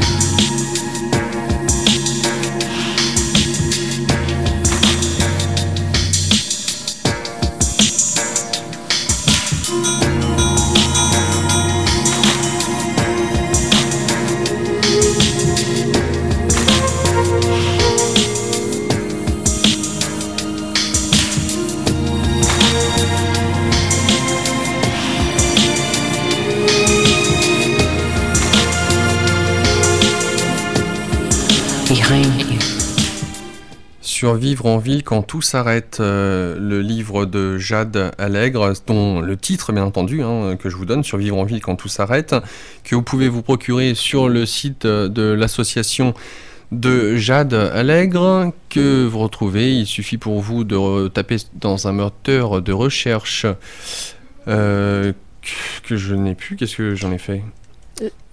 Je l'ai, ça y est. L'homme et l'argile.free.fr, mais plus précisément, parce qu'il y a des points par-ci par-là, vous tapez l'homme et l'argile dans un moteur de recherche, ça sera beaucoup plus simple. Bah alors, Jade. Donc, Jade, médecin, a écrit ce livre suite aux émeutes au Rwanda. Donc, comment faire pour survivre en ville quand tout s'arrête, lorsqu'il n'y a plus d'électricité, comment faire en sorte, lorsque les magasins sont dévastés, de pouvoir se procurer de l'eau, comment faire en sorte de se procurer les apports nutritifs journaliers, dans quelle mesure peut-on vivre, je dirais, avec le strict minimum. Jade vous propose, à travers ce livre, de le découvrir très simplement. Et on s'aperçoit qu'il y a des ruses, des astuces qu'on n'imagine même pas. Notamment, donc si on a des boîtes de conserve, là aussi c'est idéal. Si on a fait un stock au préalable. C'est très bien, à condition qu'elles ne soient pas gonflées. Si c'est gonflé, vous jetez. Les pommes de terre, là aussi on pourrait s'en servir, ça pousse très rapidement les pommes de terre. Oui, alors les pommes de terre, figure-toi que c'est hallucinant, mais c'est quasiment un aliment complet. Et c'est bien pour ça qu'en Europe de l'Est, ils ont élevé des générations avec pratiquement que les patates. C'est-à-dire qu'ils avaient souvent pas assez d'argent pour garder même le beurre qu'ils produisaient, c'était obligé de le vendre, tu vois. Donc seulement, ça manque un petit peu d'acides aminés soufrés. Et alors là, ce qui est extraordinaire, c'est que si tu réfléchis, les gens d'Europe de l'Est, avec leurs patates, ils mangent quoi ? Il y a une seule chose qu'ils mangent avec leurs patates. Je ne sais pas. Des oignons. Des oignons. Oui. Et tu vois, et comme par hasard, c'est parfait avec les oignons. Oui, d'ailleurs, tu recommandes, dans la mesure du possible, oignons, ail, me semble-t-il. Oui, tout ça est très bon. Tu sais, je voudrais juste revenir sur une chose, tu me permets, c'est plus dans le sujet, mais c'est important de le dire. On parlait tout à l'heure de la Seine. C'est évident que si vous êtes à Paris qu'il n'y a plus d'eau, vous essayez d'abord autre chose. Parce que le plus dangereux dans la Seine, c'est pas les bactéries et les virus, parce que ça, avec l'argile, ça ne sera pas un problème. Mais le plus dangereux, c'est les produits chimiques. Et l'argile, comme je disais, attrapera les positifs, mais pas les négatifs. Donc je voulais juste préciser ça, parce qu'on avait pris ça, parce que c'était l'extrême, mais c'est évident qu'il faut d'abord aller chercher toutes les sources, les rivières, etc. Oui, donc... oui, excuse-moi, donc je reviens. Donc je suis médecin, tu sais, donc je pense quand même toujours à la santé de ceux qui écoutent, parce que c'est quand même vital. Non, on en était aux boîtes de conserve, oui, les pommes de terre. Oui. Les pommes de terre, oui. Alors ça, c'est fantastique, les pommes de terre. Tu sais, j'ai vu un truc hallucinant. J'étais avec les Indiens du lac Titicaca, là, c'est très haut, je ne sais plus combien de milliers de mètres, je crois que c'est combien le lac Titicaca, enfin c'est très haut. Et donc, les gens pauvres, ils ne mangeaient que des patates. Alors moi je me disais, mais où est l'aliment soufré ? Puisque instinctivement tout le monde sait qu'il faut mettre du soufre. Figure-toi, tu sais ce qu'ils avaient. Je disais, mais vous avez quoi d'autre dans l'assiette ? Mais dites-moi, ils me disaient, on n'a rien d'autre. Je disais, mais vous avez quoi dans l'assiette ? Je voulais pas le croire, parce que tous les peuples arrivent à un équilibre comme ça, spontanément, tu vois, par instinct. Tu sais ce qu'ils avaient sur le bord de l'assiette ? De l'argile. Et j'ai fait analyser cette argile. Et qu'est-ce qu'il y avait dedans ? Du soufre. Du soufre. C'est magnifique, hein ? L'instinct. Oui. Si on peut parler d'instinct, je ne sais pas si on peut parler d'instinct. Oui, officiellement, on ne peut pas. Alors, c'est très mal vu par les scientifiques. Quand on te pose la question-réponse, ce livre, c'est comme ça qu'il est conçu, on te pose cette question. Bon, ok, moi je suis un peu difficile et j'aimerais, tant que faire se peut, avoir un petit élevage chez moi. Alors qu'est-ce que tu choisis ? De la poule, le canard, et tu nous étonnes avec ta réponse. Oui, je sais pas si on va le dire sur l'antenne. Ah si, le rat. Allez. Le rat, absolument, parce que les lapins, c'est même pas la peine. D'abord, il faudra que vous trouviez de l'herbe, et puis c'est malade tout le temps. Les poules, bon, le temps que vous ayez un œuf, c'est même pas sûr qu'elles vont pondre, elles vont stresser. Donc, laissez tomber. Non, le rat, formidable. Alors, c'est dommage pour les rats, mais bon. Alors, évidemment, si la période de pénurie arrive, ce que vous faites, c'est que vous achetez un, deux ou trois couples de rats. Vous les achetez en éleveur, comme ça vous êtes sûr qu'ils n'ont pas de maladie. C'est mieux que d'aller en ramasser un dans votre sous-sol. Et alors ça se reproduit à toute vitesse. Je crois que c'est quelque chose de l'ordre de 3 semaines. Et donc ça fait plein de bébés. Donc si vous êtes un carnivore forcené, vous n'aurez aucun souci. Et en plus, les rats, ça mange tout. Toutes vos fringues en trop, vous pouvez leur donner toutes vos chaussures qui traînent. Donc c'est 100 000 fois mieux que les poules ou les lapins.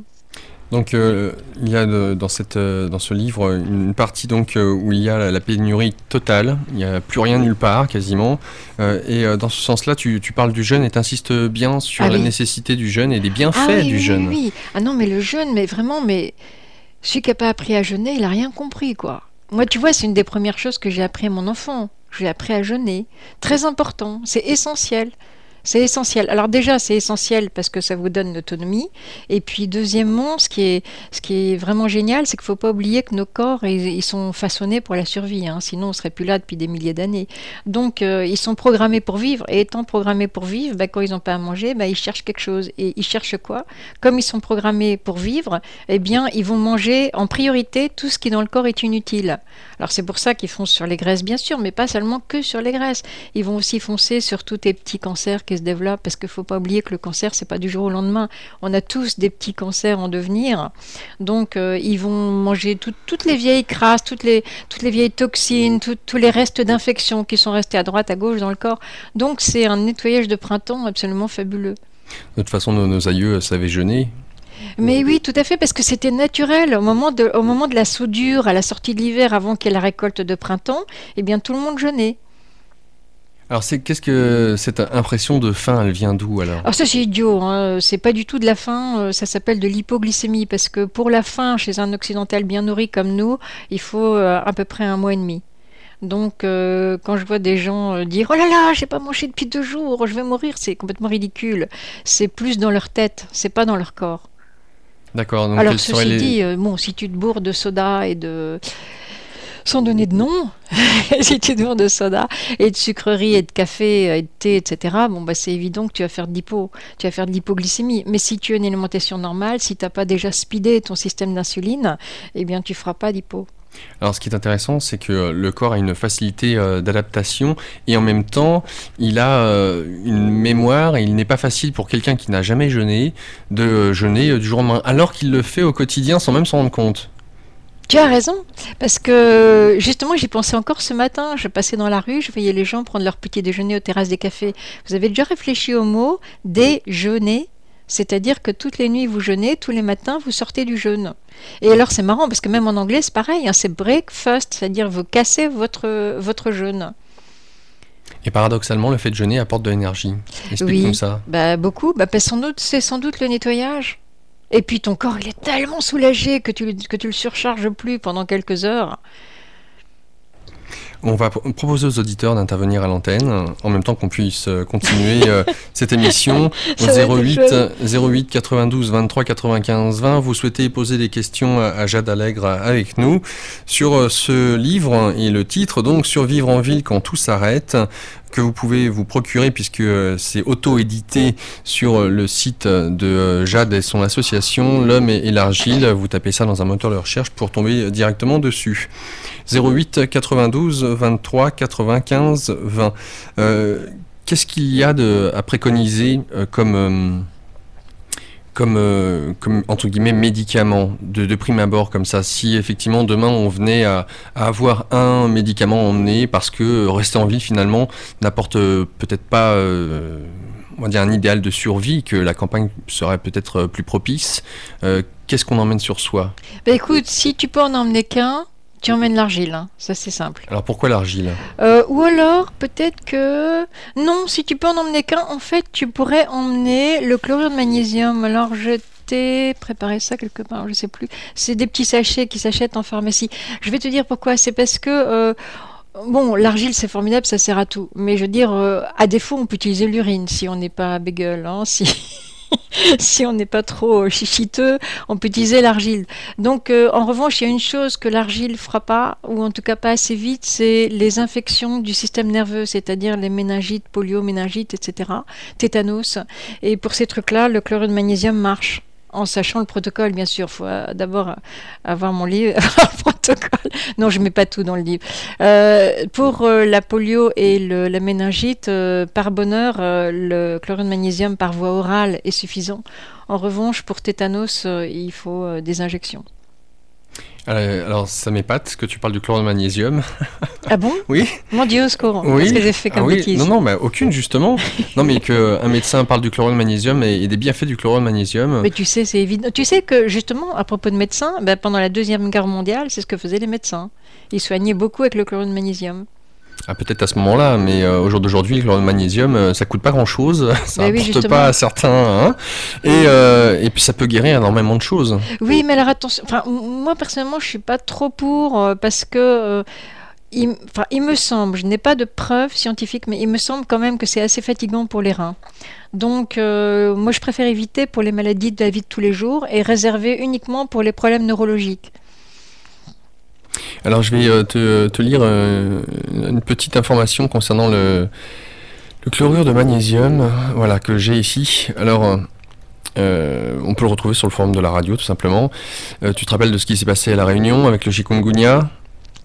J'ai pas eu tous les détails en tout cas. Oui, tout simplement pour dire que il y avait une épidémie là-bas, que bon nombre de Réunionnais mouraient de ce moustique qui polluait tout, et la France avait envoyé différents groupes avec des masques et avec derrière la petite barrique pour pouvoir pulvériser par-ci par-là un produit très toxique, aussi bien dans les zones comme les mares pour lutter contre les moustiques que dans l'agriculture. Donc ça passait sous une nappe phréatique et c'était du réel poison. Alors voici donc ce petit article, mais je voulais te le soumettre. La guerre du chikungunya, le chlorure de magnésium, un remède simple, mais qui ne rapporte pas assez. L'épidémie de chikungunya désole l'île de la Réunion. Notre société décrépite, ayant abandonné son sort entre les mains de la cléricature médicaliste. Excusez-moi, je coupe juste quelques instants le téléphone, le temps pour moi de lire cet article. En revanche, quiconque se permet de leur offrir un remède simple qui a fait ses preuves depuis 80 ans devient aussitôt la cible des mandarins infatués qui enragent que l'on puisse sauver sa peau à l'écart de leur ordonnance. C'est la mésaventure contée par Jean-François Roubaud dans Nice Matin des 9 et 10 mars qui vient d'arriver à Madame Marie Billy, conseillère municipale communiste de la ville de Nice. Cette femme de cœur et de courage, connaissant depuis 30 ans les vertus thérapeutiques du chlorure de magnésium, s'était dit qu'il pourrait bien être efficace contre le chikungunya. Elle expédia à La Réunion des dizaines de télécopies conseillant son utilisation contre cette maladie que nos médecins décérébrés par la faculté regardaient progresser les bras ballants. Et elle reçut quelques jours plus tard des dizaines d'appels et de messages de remerciements de Réunionnais guéris grâce à elle. Aussi continua-t-elle ses envois. La nouvelle du remède miracle se répandit dans l'île, et tous les pharmaciens furent bientôt en manque de chlorure de magnésium. Ce fut alors la levée de bouclier des mercenaires du caducée contre la conseillère municipale qui se permettait de piétiner leur plate-bande sacrée. En tête du cortège, le docteur Marivonne Hayek du centre antipoison de Marseille, agitant frénétiquement le risque d'atteinte du foie et de complications rénales. Je dirais à cette pauvre femme ignorante que j'ai moi-même consommé depuis 40 ans en cure périodique du chlorure de magnésium, auquel je dois sans doute en grande partie ma santé de fer. Quand on parle à cette dame des personnes guéries, elle se retranche hystériquement derrière l'effet placebo, qui a bon dos et qui sert d'alibi à tous les fanatiques de la médecine chimique. Jean-Marie Soufflot, pharmacien inspecteur régional de la DRAS, la DRAS, monte à son tour au créneau et déclare « Le chlorure de magnésium est une simple matière première. Nous n'en connaissons ni les effets positifs ni les effets secondaires. » Voilà du moins un honnête aveu d'ignorance. Sauf qu'il est impardonnable à un pharmacien inspecteur de n'avoir pas connaissance des remarquables travaux du professeur Pierre Delbet, membre des académies de médecine et de chirurgie, qui découvrit durant la Première Guerre mondiale les vertus thérapeutiques du chlorure de magnésium et qui démontra son efficacité, notamment contre le cancer. Il est l'un des personnages du 2e tome de mon livre Savant maudit, chercheur exclu, Guy Trédaniel, bon ça c'est autre chose. Mon ami André Pasbec, ancien chargé de cours à la faculté de Bobigny, vient quant à lui d'expédier 6 kg de chlorure de magnésium à ses amis réunionnais. Le chlorure de magnésium a toutefois un grave défaut, très suffisant à expliquer que les marchands du temple médical le passent sous silence. Il ne coûte, au détail, que 1,20 € le sachet de 20 grammes vendu sans ordonnance. Et comme il peut soigner à peu près tout, la faiblesse de notre système immunitaire découlant très souvent d'une carence en magnésium, vous imaginez la ruine de tous ces beaux messieurs si cela venait à se savoir. Alors chut, pas un mot à la reine-mère. Nous, ce qui nous intéresse, c'est la maladie, autant que possible inguérissable. La santé, on s'en fout, ça ne rapporte rien. J'ai adressé mes compliments et mes encouragements à Marie Billy, qu'elle soit communiste, je m'en moque, personne n'est parfait. D'ailleurs, son parti s'est aussitôt désolidarisé de son action, ce qui, je l'espère, lui ouvrira les yeux sur le courage des camarades. En revanche, elle a reçu le ferme soutien de Pierre Vergès, vice-président du Conseil régional de la Réunion, qui a déclaré à Nice Matin « Si, depuis un an, tout le monde avait investi autant d'énergie que Madame Billy dans le combat contre le chikungunya, ce tsunami sanitaire serait peut-être aujourd'hui contenu. » Il le serait très certainement, mais les cardinaux du stéthoscope, qui ruinent la nation par le biais de la Sécu, entendent bien continuer à faire passer tous les moutons de Panurge sous leur fourche codine. Et c'est un article de Pierre Lance, auteur. Ah oui, non mais c'est tout à fait exact. Hein. Tout à fait exact. Donc le chlorure de magnésium, un élément peut-être indispensable en plus hallucinant. Oui, moi j'en ai toujours, mais toujours. Et en plus j'en emmène toujours plusieurs parce que faut pas oublier quand on est en voyage, non seulement on soigne les autres voyageurs, mais aussi les locaux. Donc moi j'en emmène toujours. Je pars jamais sans, ça c'est indispensable. Donc comme élément indispensable, on donc, rappelle en fait, l'argile. Voilà, donc après j'emmène aussi l'argile, j'emmène le baume du tigre. Voilà, ça c'est les trois que j'emmène Argile, toujours. baume du tigre. Et puis en joker, en joker, ça faut l'avoir quand même. Ça, c'est quoi? Évidemment, vous pouvez pas savoir. C'est un champignon? Non, c'est une pierre à serpent. Qu'est-ce donc? Eh ben, Ouais. alors bon, moi je l'utilise. J'ai quand même mon guide petit-fils d'anthropophage, d'ailleurs, avec une épouse qui parfois consomme un peu, qui s'est fait mordre par son cobra comme ça quand j'étais là. Et vous savez, le cobra, la plupart du temps, il met pas son venin parce que le venin, c'est sa survie. Donc, il peut mordre plein de fois sans venin. Mais là, quand même, cette fois-là, il commençait à vaciller, avoir des problèmes pour marcher. Donc, il avait heureusement pas de problème respiratoire, qui est un des premiers signes. Et puis voilà, donc moi je les utilise, je suis désolée, c'est un vieux remède traditionnel, ça se fait sur tous les continents. Nous on l'utilisait en Inde, on l'utilisait pour le cobra, en Afrique ça s'utilise. Et comment ça s'utilise et quels sont les effets alors Le de cette pierre à principe serpent? c'est le charbon. Le principe c'est une sorte de charbon. Le principe c'est la même chose que l'argile, c'est-à-dire c'est absorption et captation de particules. Bon. Moi, je l'utilise, donc j'en ai toujours. Et puis, alors, oui, une dernière chose qui finalement est intéressante, mais pour des cas très précis, en fait, pour les problèmes cardiaques et aussi pour les problèmes d'altitude. Et puis, pour des tas d'autres petits problèmes, c'est l'élixir du Suédois. Et c'est à base de quoi? Alors là, c'est un mélange invraisemblable de plantes. Vous savez, autrefois, dans les pharmacopées, quand vous aviez un produit, comme le vinaigre des 4 voleurs, par exemple, tous les produits traditionnels, ils avaient, je sais pas, moi, 30 composants. Hein. Donc, l'élixir du Suédois, c'est beaucoup de composants, c'est des plantes. Et c'est vrai que j'ai eu de bons résultats. Par exemple, même sur une encéphalite une fois, hein, ce qui est quand même un truc très cogné. Voilà, donc, et puis sur les problèmes d'altitude, quand vous avez les mains qui gonflent, ça marche pas mal. Alors moi, je l'utilise aussi en avion, parce que tu sais, en avion, quand tu as des problèmes de trompe de Stache, au moment où l'avion descend, là, tu te mettrais la tête sur le mur. Et donc là, ça marche très bien. Mais ça s'ingurgite, c'est sous quelle forme? C'est à boire. À boire, oui. Et où est-ce qu'on peut le trouver? Oh, partout. Hein, je veux dire, il y en a deux sortes en France. Il y a l'élixir de Maria Treben et l'élixir des moines, je sais pas quoi, des moines quelque chose. Les deux sont très bien. Oui. D'accord. Et ça, même une rage de dents, en buvant, même pas en baignant la dent. Ça, donc voilà, donc c'est un produit que j'emmène en plus. Mais disons que, faut être très clair, vous allez soigner 95% des urgences médicales avec l'argile. Hein. Les autres produits... C'est bien en baume, on peut le rappeler aussi. Hein, et je dis 95%, c'est parce que je pense aux cas chirurgicaux. Quand tu t'es tombé du 3e étage, l'argile ne sera pas suffisante. Mais je veux dire, bon, vraiment, vous pouvez soigner pratiquement tout avec l'argile. Et puis bon, les autres trucs, c'est, bon voilà, l'élixir du Suédois pour le cœur, le baume du tigre pour les petits trucs, genre les piqûres d'insectes, machin truc. Et puis la pierre à serpent éventuellement. Voilà. C'est tout, hein, avec ça, tu fais tout. Et alors, si tu veux, je m'excuse, hein, c'est intéressant parce que c'est aussi des produits non seulement polyvalents, mais thermostables, hein. Donc, tu peux les emmener dans le chaud, dans le froid. Ça a des dates de péremption très très larges. Donc idéal, à avoir sur Oui. soi. Mais moi, j'ai toujours sur moi, hein. Je veux dire, une fois, j'ai fait un voyage sans argile. C'était une horreur. Et c'est justement là, évidemment, que cette amie s'est fait morte par son cobra, bien sûr. Donc il a fallu que j'aille au fleuve, essayer de tamiser l'argile du sable et tout. Ça a été l'horreur. L'horreur. Plus jamais ça. Plus jamais ça. Donc faut en emmener suffisamment parce que bien sûr on peut toujours trouver de l'argile. Vous savez, l'argile c'est 15% de la croûte terrestre, hein. Donc il y en a partout, à part sur les atolls de corail en Polynésie. Mais faut quand même avoir une argile un petit peu forte, c'est plus pratique, on n'est pas obligé d'en manger des tonnes. Et donc emmener la sienne, c'est pas mal. Alors, tu peux aussi peut-être nous préciser comment choisir une bonne argile. Et je redonne le numéro de téléphone 08 92 23 95 20 à vous tous qui souhaitez peut-être poser une question à Jade Allègre pour ce livre qu'elle a écrit, Survivre en ville quand tout s'arrête. Donc je te laisse répondre, Jade. Oui, et pour l'argile, tu veux dire... comment choisir une bonne argile? C'est pas, si tu veux, c'est vraiment, en fait, quelque part, c'est très simple et très compliqué. Bon, en France, dans le commerce, tu prends toutes les argiles vertes, hein, ok?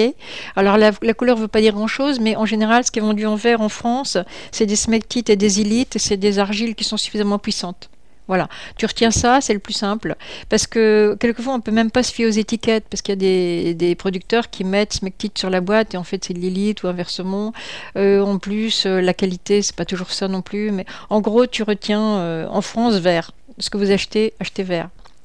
Et nous accueillons Jacques, auditeur. Bonjour Jacques. Bonjour Jade. Bonjour Jacques. Et bonjour Laurent. Bonjour. Vous êtes époustouflante, hein, Jade. Eh bien, c'est gentil. Bon, J'espère que je dis pas trop de bêtises. pas du tout. Bon, ça va. Je vais pas rester longtemps, je voudrais parler d'une utilisation très économe de l'eau. Oui. Je viens de refaire l'expérience. Vous prenez une gorgée d'eau dans la bouche, vous la faites passer dans la joue droite, dans la joue gauche, et vous simulez une déglutition. Waouh. Intéressant. Ça peut durer 2, 3, 4 minutes. Là, je viens de le faire pour être sûr que je ne me trompe pas. Ça vous réchauffe l'eau déjà, elle se chauffe à 37 degrés. Ouais, c'est toujours ça de gagner. Et en simulant la déglutition, ça calme la soif. Oui, et il je y a crois. un film d'eau qui court sur le haut du palais, il y a quand même un petit peu qui descend. Et moi j'ai une théorie comme quoi tout aliment qui est le plus proche de l'espace entre les deux yeux, entre les deux oreilles, c'est-à-dire là où se trouverait le siège de la conscience, ça informe tout aliment, ça le vitalise, etc. Puisque moi je crois que le corps n'existe pas, il y a un centre à cet endroit-là, et c'est de là que vient la conscience du corps. Alors, est-ce que j'avais une question à vous poser? Je ne sais plus. J'ai noté vos bouquins, parce que ça je ne les ai pas. Allègre, c'est un pseudo, ça fait sourire. Non, c'est le nom de ma grand-mère maternelle, hein. Donc c'est vraiment, oui. c'est vraiment un nom, mais c'est un nom que j'ai choisi. En fait, ça veut dire la joie en même temps. Tout à fait, allegre. Allegria. Allegria. Bon. La devise de la famille, c'était tout droit, allègrement. Voilà, alléluia. Apparaît-il que c'est un de mes ancêtres qui aurait fondé Porto Alegre, mais je n'ai pas vérifié quand même encore. Bon, enfin, bravo pour votre courage. Est-ce que vous êtes médecin aux pieds nus? Mais je suis médecin pieds nus parce que j'y vais. Moi, l'émission, le principe, entre autres dans notre association, notre principe aussi, c'est qu'on n'amène rien. Oui. On vient vraiment avec rien, donc on vient nu, si on peut dire. Hein. Non, je parle de ça parce que j'ai entendu dernièrement Jean-Pierre Willem qui est sorti un bouquin sur ses mémoires, là. Oui. Mm-hmm. Lui aussi, c'est... C'est ce principe-là, hein, c'est le principe de se débrouiller avec les moyens du bord. Oui, oui. Merci Bon. Jacques. Allez, merci. Bonne journée, Jacques, merci. Et grand merci. Hein, Merci. à vous et à Laurent. Merci, au revoir. Et nous accueillons Michel. Michel, bonjour. Oui, bonjour Laurent. Bonjour Michel. Bonjour Jade. Je suis en train de me régaler de ton intervention, c'est super. C'est gentil. Merci beaucoup pour tout ce que tu fais. Alors, j'aimerais s'il te plaît que tu nous expliques par rapport à l'aluminium contenu dans l'argile, parce qu'il y a beaucoup de gens qui ont peur de consommer l'argile à cause de ça. Tu as raison, mais tu sais, tu manges beaucoup plus d'aluminium quand tu cuis dans une casserole en aluminium. Ah oui, ça c'est clair. Hein. Parce que tu vois, en fait, tu peux faire l'expérience d'ailleurs avec de l'eau, tu peux voir les petites particules d'aluminium. Mais non, en fait, si tu veux, l'aluminium, il n'est pas posé sur l'argile, il fait partie de la structure. Tu vois, comme tu imagines un mécano et que sur le mécano, tu aurais collé des trucs. Alors, par exemple, tu vois le fer, le calcium, le magnésium, le soufre, tout ça, ils sont collés dessus, tandis que l'aluminium, il fait partie du mécano, tu vois.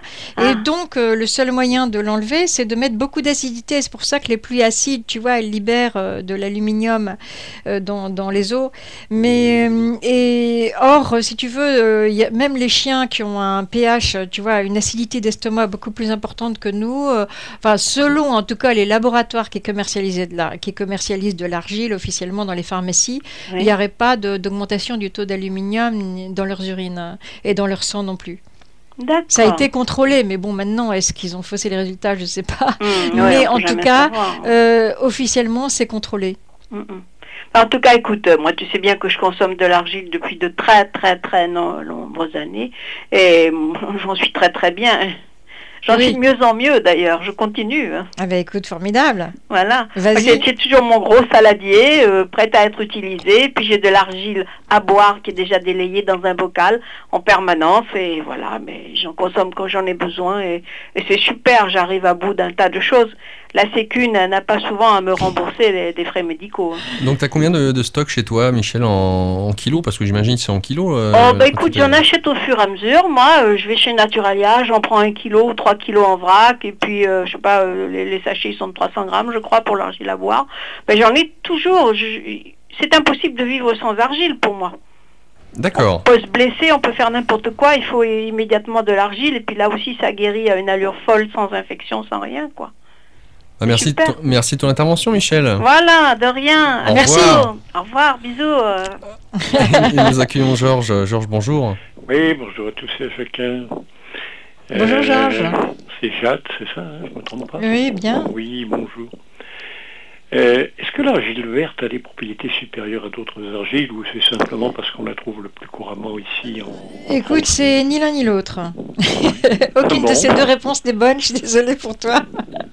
Alors attends, tu me dis, la première c'était, rappelle-moi, est-ce que l'argile verte a des propriétés supérieures à d'autres argiles? Oui, enfin, c'est-à-dire qu'elle a des propriétés supérieures, mais uniquement parce que c'est pas la même espèce minérale. En France, si tu veux, les argiles qui sont commercialisées en blanche sont des kaolins, qui sont des argiles très sympathiques et très intéressantes, mais pas très puissantes. Tandis que les vertes qui sont commercialisées en France, c'est des smectites ou des élites, c'est des argiles plus complexes et qui sont plus puissantes. Voilà, donc première question. Deuxième question, est-ce que tu me disais non, c'était la seule question. Non, tu m'as dit deux choses. Ou est-ce que il y avait deux possibilités. C'est un peu la deuxième chose que tu disais. C'est dommage. Elles sont supérieures à d'autres argiles que l'on peut trouver en Europe ou la deuxième partie de ta question. Que c'est celle qu'on trouve en France. Quoi. Ah oui, voilà. C'est les plus communes en France. Bah non. Les plus communes en France, c'est toujours les kaolins. Celles qui sont commercialisées en blanc, mais qui en fait la couleur veut rien dire parce qu'elles peuvent être vertes, rouges. C'est-à-dire que si tu veux une argile verte peut être toutes sortes d'espèces argileuses et un kaolin peut être toutes sortes de couleurs. Normalement, il faut un diffracteur de rayon X dans un laboratoire de physique pour savoir qu'est-ce que tu as comme argile. Ça veut dire qu'à l'intérieur, si elles sont vertes, c'est la décomposition, il y a des particules. Non, c'est-à-dire que si tu veux, le vert, c'est une couleur, tu sais, j'expliquais tout à l'heure le mécano avec les choses collées dessus. Oui. Eh bien, le vert, si tu veux, il est collé dessus pour te simplifier. Oui, d'accord. C'est-à-dire qu'il est dû à du cuivre, du fer, des trucs comme ça. Oui, d'accord. Et d'autre part, je me posais la question, c'est quand tu as parlé du filtrage, là, justement, avec de l'argile. Oui. Et j'ai pensé au vin, parce que certains vins... Tout à fait, ils utilisent l'argile, tout à fait. On utilise l'argile ou du blanc d'œuf? Ah, ça je connais pas, qu'est-ce qu'on fait? Je sais qu'ils utilisent l'argile dans la préparation des vins, mais j'en sais rien, pour filtrer en fin de course, une fois que la transformation s'est faite, que le mou est au repos, certains, pas tous, qu'ils ont élevé leur vin en fût, ils utilisent du blanc d'œuf ou de l'argile pour filtrer justement. Alors tout le monde ne le fait pas, certains laissent les particules comme ça dans le vin. Oui. Et est-ce que ça a des propriétés, justement, tu as donné la description du processus de ce que faisait l'argile, justement. Oui, c'est Maintenant, très... Oui, vas-y. Maintenant, je me demandais si... Alors, on n'a peut-être pas d'eau, mais si on a du vin en réserve. Parce que je crois me rappeler que, par exemple, contre le choléra, il était recommandé de boire, justement, du vin. Ah bon? Je sais plus où j'ai vu ça. Il faut trouver la rationnelle. Enfin, la raison, ça serait quoi? La raison, ça serait que le bacille du choléra n'aimerait pas du tout l'alcool dans lequel il se retrouverait. Alors, est-ce que c'est une légende ou est-ce que il y a une propriété physique qui a été constatée? Mais écoute, franchement, là, je ne sais pas du tout. Bon, alors, mais le vin, tu n'es pas sûr d'en trouver partout, hein? Tu auras peut-être des difficultés, il faut que tu l'emmènes avec toi. Non, mais si on est à Paris, on a peut-être quelques bouteilles de vin en réserve. Ah, c'est certain. Je veux dire, quoi. C'est certain. Non, et puis les vins, il y a des études qui ont été faites aussi sur les sauternes, par exemple, auxquelles on attribue des propriétés sinon antiseptiques, tout au moins aseptiques. Ça m'étonne pas, je trouve ça tellement bon, le sauterne. Voilà, et puis un petit côté revitalisant également. Mm-hmm. Mais bon, j'ai eu une petite étude dans un bouquin justement sur le sauterne. Alors je me demandais si à dose... écoute, tu me l'envoies, hein, franchement, ça m'intéresse. Je sais plus si ça existe encore parce que je peux donner les références. C'est une collection de livres qui s'appelle Les Grands Bernards des vins de France. C'était chez Jacques Legrand. Non, mais écoute, tu fais mieux quand même. Tu fais une petite photocopie dans un petit magasin, hop, tu m'envoies. Ok? D'accord, je l'envoie ici et maintenant, alors. Non, tu l'envoies à l'association L'Homme et l'Argile. Ah oui, L'Homme et l'Argile, d'accord. Voilà. D'accord. Et l'adresse, alors, on peut peut-être... L'adresse, oui, c'est une bonne idée. L'adresse, c'est 41 rue Chapon. Chapon comme un poulet. Comme un poulet, 41 rue Chapon, 75 003 Paris. D'accord. Il semblerait que le vin ait aussi quelques propriétés, quoi. C'est certain, hein, tu sais. Il y a des études qui ont été faites par Pasteur. Oui, enfin, tu sais que les études de Pasteur, elles n'étaient pas toujours tout à fait exactes. Hein. Oui. Oui, bien sûr. Mais bon, mais oui, pourquoi pas, hein. Pourquoi, tu sais que les anciens, ils faisaient toujours leur préparation sur une base alcoolique, hein, toujours. D'abord pour la conservation, puis peut-être aussi pour d'autres raisons. Le vin, tu vois, le vin de rose, tout ça, ils faisaient ça, les anciens, donc tu as peut-être raison. Oui, il faut se rapporter aux émissions à propos de l'alchimie, justement. Ah oui. Oui.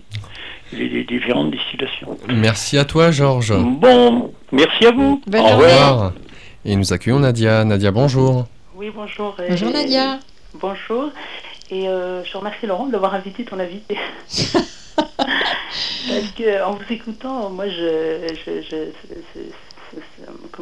suis contente parce que vous nous remettez vraiment à notre, comment vous nous ramenez à notre propre nature vraiment, et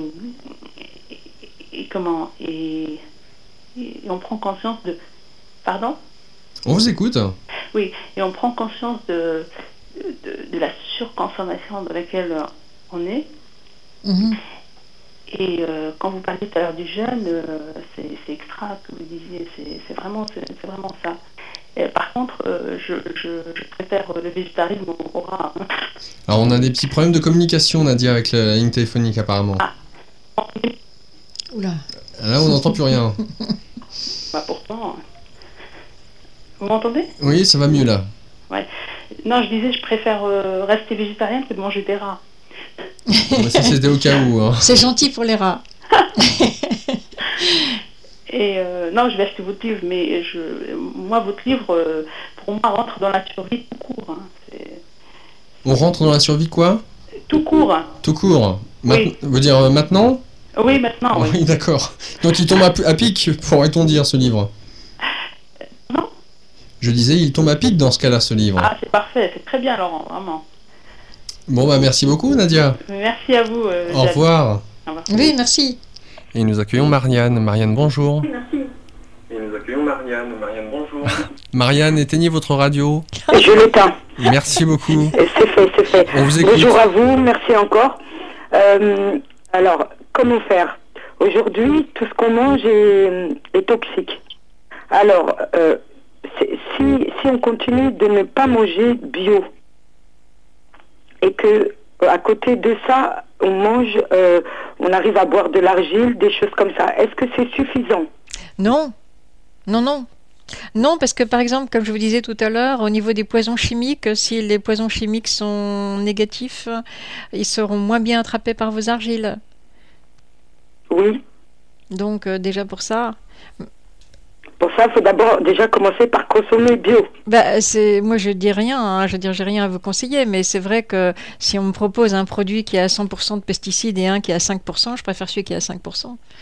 D'accord. Et vous savez, on a besoin de manger très très peu, mais vous imaginez pas à quel point on a besoin de manger peu. Je mange peu. Oui, je le voilà. sais bien. D'accord, Marianne. Donc, Merci. autre question? Ah, non. Merci. Merci. Au revoir, Marianne. Au revoir. 08 92 23 95 20 pour poser votre question ou vos questions à Jade Allègre aujourd'hui avec nous pour son livre Survivre en ville quand tout s'arrête. Nous accueillons Olivier. Bonjour Olivier. Oui, bonjour. On vous Bonjour. écoute. Bonjour Jade. Alors, j'aurais une question, c'est à propos du baume du tigre. Oui. Là, j'ai un écho, là, je m'entends, enfin, c'est un peu pénible, mais bon. Tout à l'heure, vous avez parlé du baume du tigre, vous l'avez évoqué comme un produit utile. Alors moi, j'aime bien ça, je l'utilise de temps en temps pour les courbatures et autres, c'est très efficace, ou même le mal de tête. Mais est-ce que vous avez des informations sur sa composition? Est-ce que c'est un produit... Enfin, moi, je sais pas du tout avec quoi c'est fait, en fait. Enfin, un peu, je sais qu'il y a du camphre, mais est-ce que ces produits sont sains? Est-ce que... Voilà, qu'est-ce que vous connaissez sur ce produit un peu? Je crois que c'est fabriqué à Taïwan. Et bon, donc évidemment, je suis pas allée là-bas voir. Et ce qui est très ennuyeux, c'est qu'ils ont beaucoup baissé le pourcentage de camphre. Bah, sans doute parce qu'il y a des gens qui trouvent, c'est comme pour le chlorure de magnésium, il y a toujours, sitôt qu'un truc est pas cher et efficace, on l'attaque le plus possible, hein. Donc il y a des gens qui attaquent le camphre. Non, le principe, je crois que c'est surtout le camphre. Vous savez, le camphre, c'est quand même, vous savez, dans tous les peuples traditionnels, il y avait des panacées. Alors les panacées, ça fait rire, mais en fait, ça marche les panacées, mais à condition que vous viviez comme les gens locaux. C'est-à-dire que si vous êtes dans les collines au Guatemala, que vous mangez les tortillas de maïs avec vos haricots, eh bien, la panacée locale, c'est le camphre. C'est-à-dire que tous les pins des collines ont leur tronc attaqué parce que les gens ont récolté la sève. Hein. D'accord. Et donc, le camphre est une panacée pour certains peuples, et avec raison. Oui, d'accord, merci pour la réponse. Sinon, dans les baumes du tigre, il y a plusieurs variétés, hein. Je crois qu'il y a du rouge, du blanc. Oui. Alors, ils sont plus ou moins forts. Moi, je prends toujours le rouge. Pardon? Je prends toujours le rouge, moi. Ouais. Mais Ok, il faut faire bon, attention aussi parce que, oui. comme c'est un produit qui marche très bien, bon, vous allez trouver des tas de contrefaçons, genre le baume Oui, de la bah panthère, voilà. le baume du lion, le baume chinois, le baume... Ouais. Enfin bon, ça ne veut pas dire qu'ils sont mauvais, mais en tout cas, si on cherche du baume du tigre, il faut bien demander le nom baume du tigre. Et d'ailleurs, Ouais. je crois que comme ça marche très bien, ça a plus ou moins été interdit. Donc, le plus simple, il y a tellement de quartiers chinois, c'est d'aller dans les quartiers chinois. Hein. Ouais, moi, j'en ai trouvé dans un magasin bio il y a quelques temps en arrière. Mais il n'y a aucune... Enfin, il n'y a rien sur sa composition, quoi. C'est ça qui est embêtant. Oh si, la composition, on peut la trouver. Si, ça, c'est Ah pas bon? un souci. Non, la composition, vous la trouverez. Hein. Ok, d'accord. Bon, ben, je vous remercie. Ok. Et bonne continuation. Et Merci, pour votre Olivier. émission. Au revoir Allez, Olivier. au revoir. Une question, Jade. Lorsque justement on a affaire à des comment est-ce que je pourrais dire ça? Des herbes, quelles qu'elles soient dans la nature, et qu'on souhaite les consommer, mais on ne sait pas si celles-ci sont bonnes pour notre santé. Qu'est-ce que tu recommandes justement pour tester l'herbe en question sans qu'elle nous empoisonne? Alors, bon, en fait, moi, pour page ça... 29, hein, si Voilà, tu page veux. 29. Ah, t'es bien, hein. Laurent, t'es bien organisé. Hein. Moi, j'aurais dû mettre aussi des petites coches. Tu sais, en fait, c'est très simple. J'ai recopié, d'ailleurs, je le dis, hein, le Survival de SOS, hein, qui est un très très bon guide. Moi, j'ai en anglais, mais je crois qu'il existe en français. Édition Colin Gemme.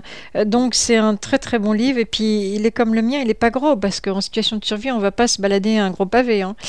Et donc, lui, il préconise un test que j'ai recopié qui ont 6 étapes. Mais ce qui est très important, c'est que ce soit la même personne qui fasse les 6 étapes. Hein. Donc, on ne va pas vous le dire tout en détail, mais en gros, bon, on va le tester. Sur. Alors, on commence par où? On commence par la peau de l'aisselle. On le teste sur la peau de l'aisselle. Après ça, sur les lèvres, sur la bouche, sur la langue, etc. Et donc, il y a tout un protocole à suivre qui est dans mon petit bouquin. Hein, c'est bien précisé. Mais voilà, c'est toujours bon d'avoir avoir quand même l'argile sous la main. Vous savez que l'argile, elle fait un truc que rien d'autre ne fait à part le charbon, c'est-à-dire qu'elle est capable de récupérer des poisons alors qu'ils sont déjà passés dans le sang. Et pourtant, l'argile, elle reste dans le tube digestif. Hein. Et en restant dans le tube digestif, elle arrive à faire revenir du poison qui est déjà dans le sang. Et ça, c'est extraordinaire. C'est pour ça qu'elle est utilisée... il y a des protocoles qui utilisent le charbon dans le même but, dans des services d'urgence pour des intoxications aux médicaments, par exemple. Et ça, c'est extraordinaire. Hein. À part l'argile et le charbon, personne ne sait faire ça. Et donc, je sais plus pourquoi... Ah oui, donc, si vous avez votre argile sous la main, vous pouvez déjà, toujours, si vous êtes trompé de plante, ça pourra peut-être vous aider aussi. Pour faire du sirop contre la toux, alors je ne savais pas, tu viens je l'ai appris à travers ton livre. Donc une tranche de navet délicieux, tu verras, avec Laurent. du sucre dessus. Il faut que tu le fasses, même si tu n'as pas de toux, parce que c'est trop bon. Donc tu prends du navet, tu le mets en tranches fines, et puis chaque fois que tu mets une couche de tranche de navet, tu mets une couche de sucre, une couche de navet, une couche de sucre, et tu verras que même un vieux navet tout sec, ça donne finalement du jus. Et très rapidement, genre au bout d'une heure, tu as déjà du jus.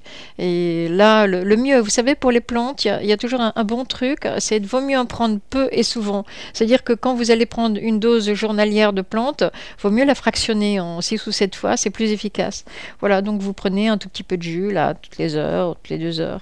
Et c'est exquis. Alors, si on n'a pas de navet, on peut le remplacer par l'oignon.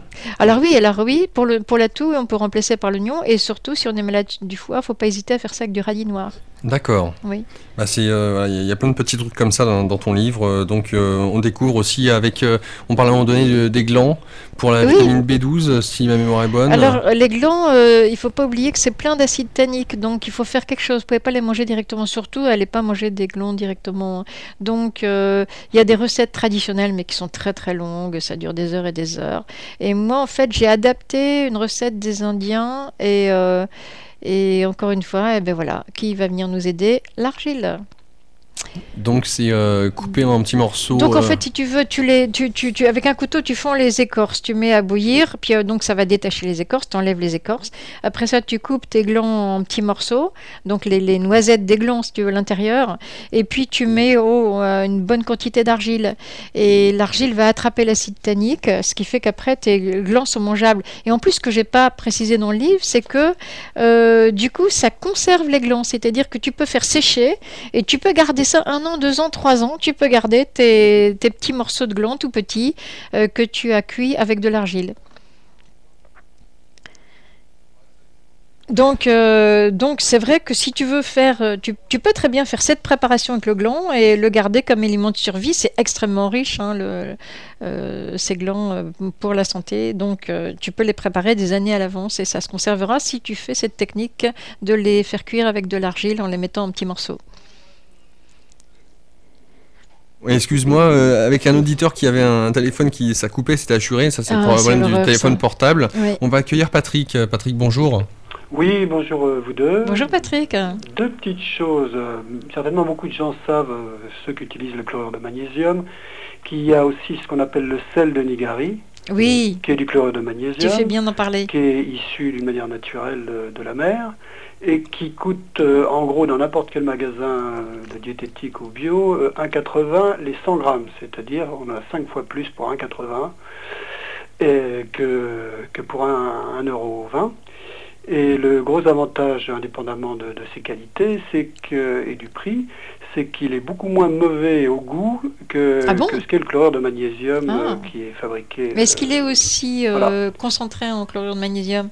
Comment? Est-ce qu'il est très concentré en chlorure de magnésium? Alors ça, je ne serais pas capable de... Parce que tu vois, il y a ça aussi. Parce que tu compares le prix, mais il faut comparer le prix avec le taux exact de chlorure de magnésium.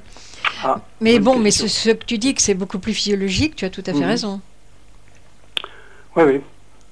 Autre chose, Patrick? Oui, c'est juste un petit clin d'œil, parce que je regardais la fiche technique du livre que j'ai envie d'acheter à X exemplaires pour faire cadeau à mes amis, évidemment. Ah, mais tu vois, Patrick, tu as tout compris. Non, je dis pas ça, parce que tu sais, moi j'ai fait un prix pour ce livre qui est vraiment un prix ridicule. On pense en plus à toute la manutention, tout ça. Mais donc, c'est pas pour faire fortune avec ça. En plus, le peu d'argent que j'ai fait, je l'ai donné à des associations de défense des animaux. Donc, tu vois, c'est pas avec ça que je vais faire fortune. Mais tu as tout compris, parce que le truc, c'est il faut vraiment l'offrir aux gens qu'on aime et surtout pas se gourer. Faut pas l'offrir à des gens que t'aimes pas. Non, mais c'est clair, j'ai déjà fait mon tri sélectif.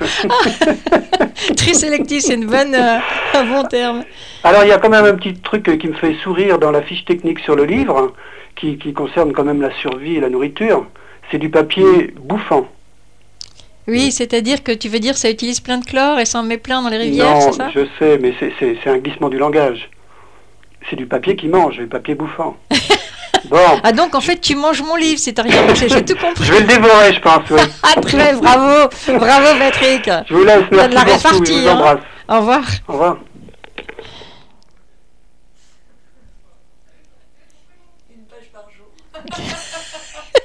Une page par jour, comme dit une de mes amies. Alors, c'est pas évident parce que entre le téléphone, ceux qui veulent me faire passer un message et... Dis bonjour à grand-mère, c'est ça? Non, c'est Michel avec nous. Michel? Oui, bonjour. Oui, on t'écoute. Je voulais juste signaler que le chlorure de magnésium, c'est le produit chimique en pharmacie, c'est de la synthèse, alors que le sel de Négari, c'est 100% chlorure de magnésium et naturel. Voilà, donc... Il n'y a pas de pourcentage, c'est du chlorure de magnésium. Ah, c'est uniquement du chlorure de magnésium. Ah ben merci pour l'info. C'est le vrai chlorure de magnésium. Ah, magnifique. Merci Par Michel. Contre, il a un petit défaut, c'est qu'il est parfois pour certaines personnes un peu trop salé. Il a meilleur goût, mais il est trop salé. Et parfois, pour des personnes qui ont beaucoup de tension, il faudrait faire un peu attention. D'accord. Oh, je l'ai coupé sans faire exprès. Donc désolé Ça Michel, arrive. mais je crois que l'essentiel avait été dit. Merci Michel. Hein. Nous accueillons Eliane. Eliane, bonjour. Merci Michel. Eliane. Oui, bonjour. Bon, éteignez votre radio s'il vous plaît. Je voulais vous... Alors, j'ai un répondeur dans les oreilles. Là, Eliane, éteignez votre radio, ça fait des échos. Oui. Bon, bah j'ai toujours le répondeur de l'émission dans les oreilles, mais enfin c'est pas grave. Alors on vous si écoute. vous m'entendez, c'est le principal. Oui. J'aurais voulu vous demander quelque chose. Au niveau du virus là, actuel de la grippe, vous ne pensez pas que c'est l'élevage intensif des animaux qui font... Bah j'ai toujours le répondeur, mais enfin c'est pas grave. Vous pensez pas que c'est l'élevage intensif des porcs et les traiter vraiment comme des choses inutiles qui développent les virus? Ça c'est une première chose, j'aurais voulu avoir votre avis. Puis je voulais aussi vous demander par rapport à l'huile essentielle de Ravensar, est-ce que c'est efficace contre les virus? Voilà, et puis la référence de votre livre.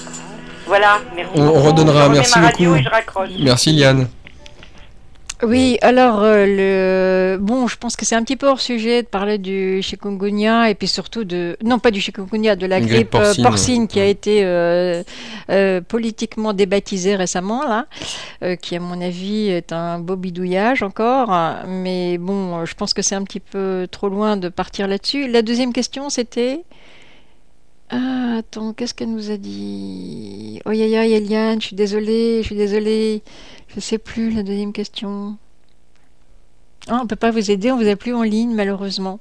Voilà, c'est vrai qu'il y a eu une épidémie de grippe porcine il y a quelques années en Amérique et en fait, les seuls morts qu'il y a eu, c'est les gens qui ont eu un vaccin spécifique qui a été mis au point à ce moment-là. La grippe porcine a l'air d'être très peu mortelle, très peu. Vraiment, évidemment, quand il y a quelqu'un qui est extrêmement faible, même avec une grippe française bien estampillée, il peut mourir. Hein. Vous savez que chaque année, la grippe tue un certain nombre de personnes âgées. Donc, je ne crois pas qu'il y ait une grosse différence entre une grippe française bien authentique et une grippe porcine importée. Mais bon, je n'ai pas à me prononcer là-dessus. Je ne suis pas épidémiologiste et je ne suis pas infectiologue non plus. Donc, ce n'est pas ma spécialité.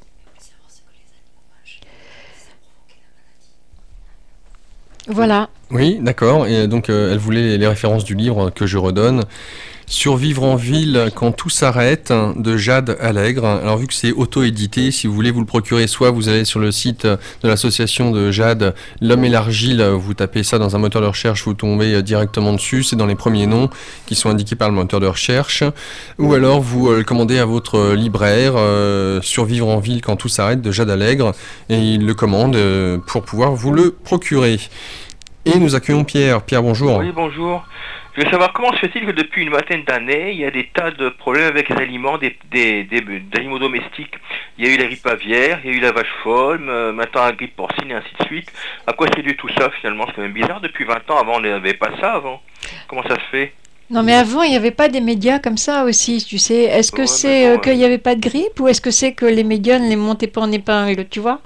Bon, maintenant, c'est sûr que leur alimentation, elle est épouvantable. Tu sais, je ne sais pas si tu connais Rudolf Steiner, c'est quand même intéressant parce que Rudolf Steiner, il y a au moins 30 ans, avait dit qu'on allait rendre les bovins fous en leur donnant à manger de la chair. Il avait dit ça il y a 30 ans. Tu vois, donc c'est vrai que avant, tu vois, c'était le contraire. Avant, on disait que quand tu étais fermier il y a 30 ans, tu vois, si tu prenais l'alimentation de tes animaux et que tu leur donnais ton alimentation à toi, en fait, les animaux tombaient malades parce qu'ils avaient une alimentation beaucoup plus saine. Ils avaient des céréales, ils avaient des patates. Ils avaient aussi beaucoup plus saine parce que je me souviens quand j'étais en montagne il y a 40 ans de ça. Il y avait quelques vaches, il y avait des vaches dans les pâturages, ils avaient des espaces libres et tout. Ils avaient un regard, on peut pas dire vraiment intelligent, un bovin, mais enfin je dirais un regard normal. Alors que j'ai vu après, il y a 5 ou 6 ans de ça, des bovins en élevage. Ils ont l'air complètement abrutis, l'air complètement dégénéré, enfin pas, je sais pas si dégénéré c'est le mot, mais l'air complètement abruti, l'air idiot et tout, je veux dire... pour en venir où là? Tu veux en venir où, Pierre, là, s'il te plaît? Tu veux en venir où, là? Non, je veux dire, si on revenait à des méthodes d'élevage plus saines peut-être, on aurait peut-être moins de problèmes. Mais c'est quand même pas normal. Mais Pierre, la mode de vie n'est... Pierre, je suis désolé, mais c'est hors sujet. Je vois pas le rapport entre le livre, ce dont on a pu débattre jusqu'à maintenant, et puis commencer à partir dans tous les sens. Là, c'est n'importe quoi. Donc, pour revenir à la question, tout à l'heure, Michel avait posé une question. C'était sur l'huile essentielle de Ravensa. Ah, bien joué. Non, elle a rappelé, c'est pour ça. Ah bon. J'en peux plus là. Oui, alors moi je ne suis pas du tout spécialisée en huile essentielle, donc à part le nom, je ne connais rien sur l'huile de Ravensara, je l'avoue. Et puis c'est vrai que moi je travaille pour les pauvres, hein, donc dans un bidonville, vous n'allez pas dire aux gens d'aller acheter l'huile essentielle de Ravensara. C'est-à-dire que moi je travaille qu'avec des trucs pas chers parce que je veux que ça soit à la portée de tous. Mais donc c'est pour ça que j'ai choisi J'ai fait quand même des stages de formation en aromathérapie, en huile essentielle avec des gens extrêmement compétents, mais c'est une médecine qui demande beaucoup de connaissances, beaucoup de précautions et beaucoup d'argent, donc ça ne correspond pas à mon objectif. Voilà, désolé. Alors il reste un petit quart d'heure, donc je redonne le numéro de téléphone, le 08 92 23 95 20. Jade, qu'est-ce que tu pourrais nous dire sur ta vision par rapport à ce que nous traversons à l'heure actuelle ? Précise ce que nous traversons. La crise, peut-être le fait qu'on revienne peut-être à l'essentiel. Oui, c'est-à-dire que bon, c'est plutôt, si on va dire qu'on revient à l'essentiel grâce à la crise, c'est plutôt parce que c'est une position philosophique. C'est vrai que c'est un peu aussi ma position philosophique dans la vie, c'est-à-dire à chaque fois qu'il y a des choses désagréables, se dire que c'est pour un mieux. Bon, maintenant c'est vrai qu'on est dans un drôle de monde. En tout cas, je pense que ce livre tombe à pic. Franchement, sincèrement, donc je suis très heureux de t'avoir à l'antenne avec nous, Survivre en ville quand tout s'arrête, Jade Allègre, seconde édition, paru. Il y a eu plus de 11 000 exemplaires vendus pour l'instant, au jour d'aujourd'hui. Donc voilà, à avoir dans sa petite sacoche, dans ses poches de pantalon. C'est très simple, petit format, qui vous permettra au cas où, quoi qu'il arrive en tout cas, de pouvoir faire face.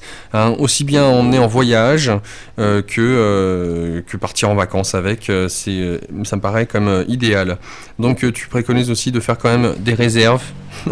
Oui, non, je préconise pas, mais j'ai mis un tout petit truc au milieu pour ceux qui veulent faire des réserves. Et c'est vrai que moi, je ferais pas plus en réserve que j'aurais tendance à faire. Ah si, couverture aussi, parce que moi j'aime pas avoir froid. Bon, eau, argile, légumineuses, céréales, et puis des couvertures. Mais bon, c'est vrai que je donne des petits trucs au milieu. Si vous voulez prévoir, il y a vraiment ce qu'il faut prévoir, qui est essentiel. Il faut penser, par exemple, à avoir une radio, parce que c'est vrai que dans les situations de crise, une des armes de ce genre de guerre, c'est les fausses informations. Donc, c'est toujours très difficile de savoir où on en est. Voilà, et puis n'oubliez pas vos animaux, n'allez pas les jeter sur la rue. Déjà, ça vous permettra de savoir si l'alimentation à laquelle vous avez accès est empoisonnée ou pas. La plupart du temps, si vous voyez que le chien ne veut pas en manger, méfiez-vous. Voilà. Et nous accueillons Franck. Franck, bonsoir. Bonjour, du moins. bonjour. Bonjour Laurent, bonjour Jade. Je vous remercie pour cette émission qui est fabuleuse. Super. Voilà. Moi, j'ai découvert un produit aujourd'hui, l'argile. Je connaissais pas mal de trucs, le chlorure de magnésium, l'urine que j'utilise depuis 2005. Mais l'argile, je connaissais pas réellement. Donc je vais m'y pencher, je vais regarder ça sur Internet. J'ai commandé votre livre à l'instant sur le site de la FNAC. Parce que bon, je voulais pas envoyer de chèque, j'ai préféré le faire vu que je commande pas mal de livres sur le site de la FNAC. Et ben je l'ai commandé là à l'instant et je vais le lire et puis je le recommanderai sur votre site. Par contre, en 3 exemplaires, je pense qu'il est intéressant d'après tout ce que j'ai entendu. En tous les cas, je vous remercie beaucoup. Je suis content qu'il y ait des personnes comme vous qui donnent ces informations, parce que pour 10 €, c'est vraiment les donner en fait. Voilà. Et en tous les cas, j'utilise l'urinothérapie, donc Amaroli. En Inde, on appelle ça Amaroli, depuis 2005, et je ne prends plus aucun médicament depuis 2005. Je ne tombe plus malade en hiver. J'avais des rhumes de temps en temps en hiver. Je n'en ai plus du tout depuis 2005, et je bois quotidiennement mon urine. Enfin, quand mon alimentation, c'est-à-dire quand l'urine est bien claire, je la bois, parce que quand elle est trop foncée, j'arrive pas à la boire. Mais quand elle est bien claire, c'est-à-dire quand je me nourris principalement de graines germées, et elle est souvent très claire, donc je la bois, et c'est un nectar en fait. Et je n'utilise même pas de comprimés pour les maux de tête, des Ferralian ou tous ces trucs-là, parce que je n'ai pratiquement plus de maux de tête, ou très rarement. Voilà. Oui, mais ça m'étonne pas du tout. Dire ça. Ça m'étonne pas du tout, hein, Franck. Et vous avez 1000 fois raison. Hein. C'est vous qui êtes dans le vrai. Et puis en plus, là, vous êtes tranquille. Hein. Vous avez dû faire des sacrées économies au niveau de la nourriture. Voilà. Alors je recommande vivement à tout le monde d'acheter votre livre, parce que toutes les infos que vous avez données aujourd'hui sont fabuleuses, et j'ai envie d'approfondir la question sur l'argile. Ben super. Et puis je voulais juste, si je peux donner aussi un nom d'une personne qui parle pas mal d'Amaroli, de l'urinothérapie, c'est Christian Talscheller. Oui, je connais bien. Qui a écrit des livres là-dessus, si les gens veulent en savoir un peu plus. Et ses bouquins sont excellents. Voilà, sur l'urine. Oui. Merci Franck. C'est moi qui vous remercie, et bonne continuation. Merci, au revoir. Hein. Et nous accueillons Viviane. Bonjour Viviane. Oui, bonjour. Je viens de découvrir votre émission. C'est une grande découverte pour moi aujourd'hui. J'ai connu l'argile, mais il y a très longtemps, et j'avais oublié. Je ne me nourris plus comme vous le dites, qui est vraiment bien. Mais j'ai songé là pour vous appeler. Vous avez peut-être déjà traité cette question en ce qui concerne le cancer. Oui. Une très jeune femme qui est vraiment très très mal en point. Est-ce qu'on peut encore faire quelque chose avec l'argile? Mais jusqu'au bout on peut faire quelque chose, hein. Pour tout jusqu'au bout on peut faire quelque chose. Mais dans un cas comme ça serait plutôt l'urine. Il faut vous intéresser à l'urine, et dans un cas avancé, et s'intéresser à l'urine, mais couplé avec le jeûne. Mais pour ça, il faut peut-être essayer de contacter M. Talscheller, par exemple, le docteur Talscheller. Et comment je peux trouver? Vous savez, maintenant on trouve tout sur Internet. Hein. Vous faites Talscheller sur Internet, je suis sûre que vous aurez son téléphone. Ça s'écrit comment? TAL plus loin SCHA2LER. SCHA2LER, d'accord. Vous dites bonjour de la part de Jade. D'accord.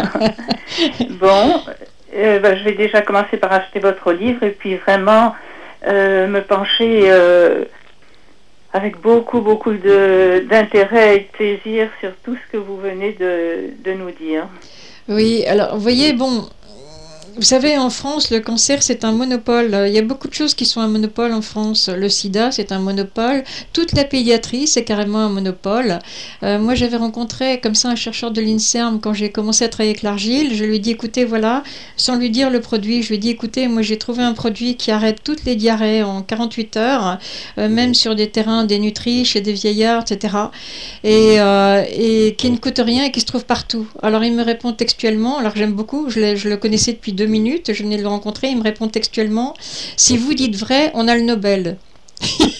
Alors ce que j'aime bien, c'est on a le Nobel aussi.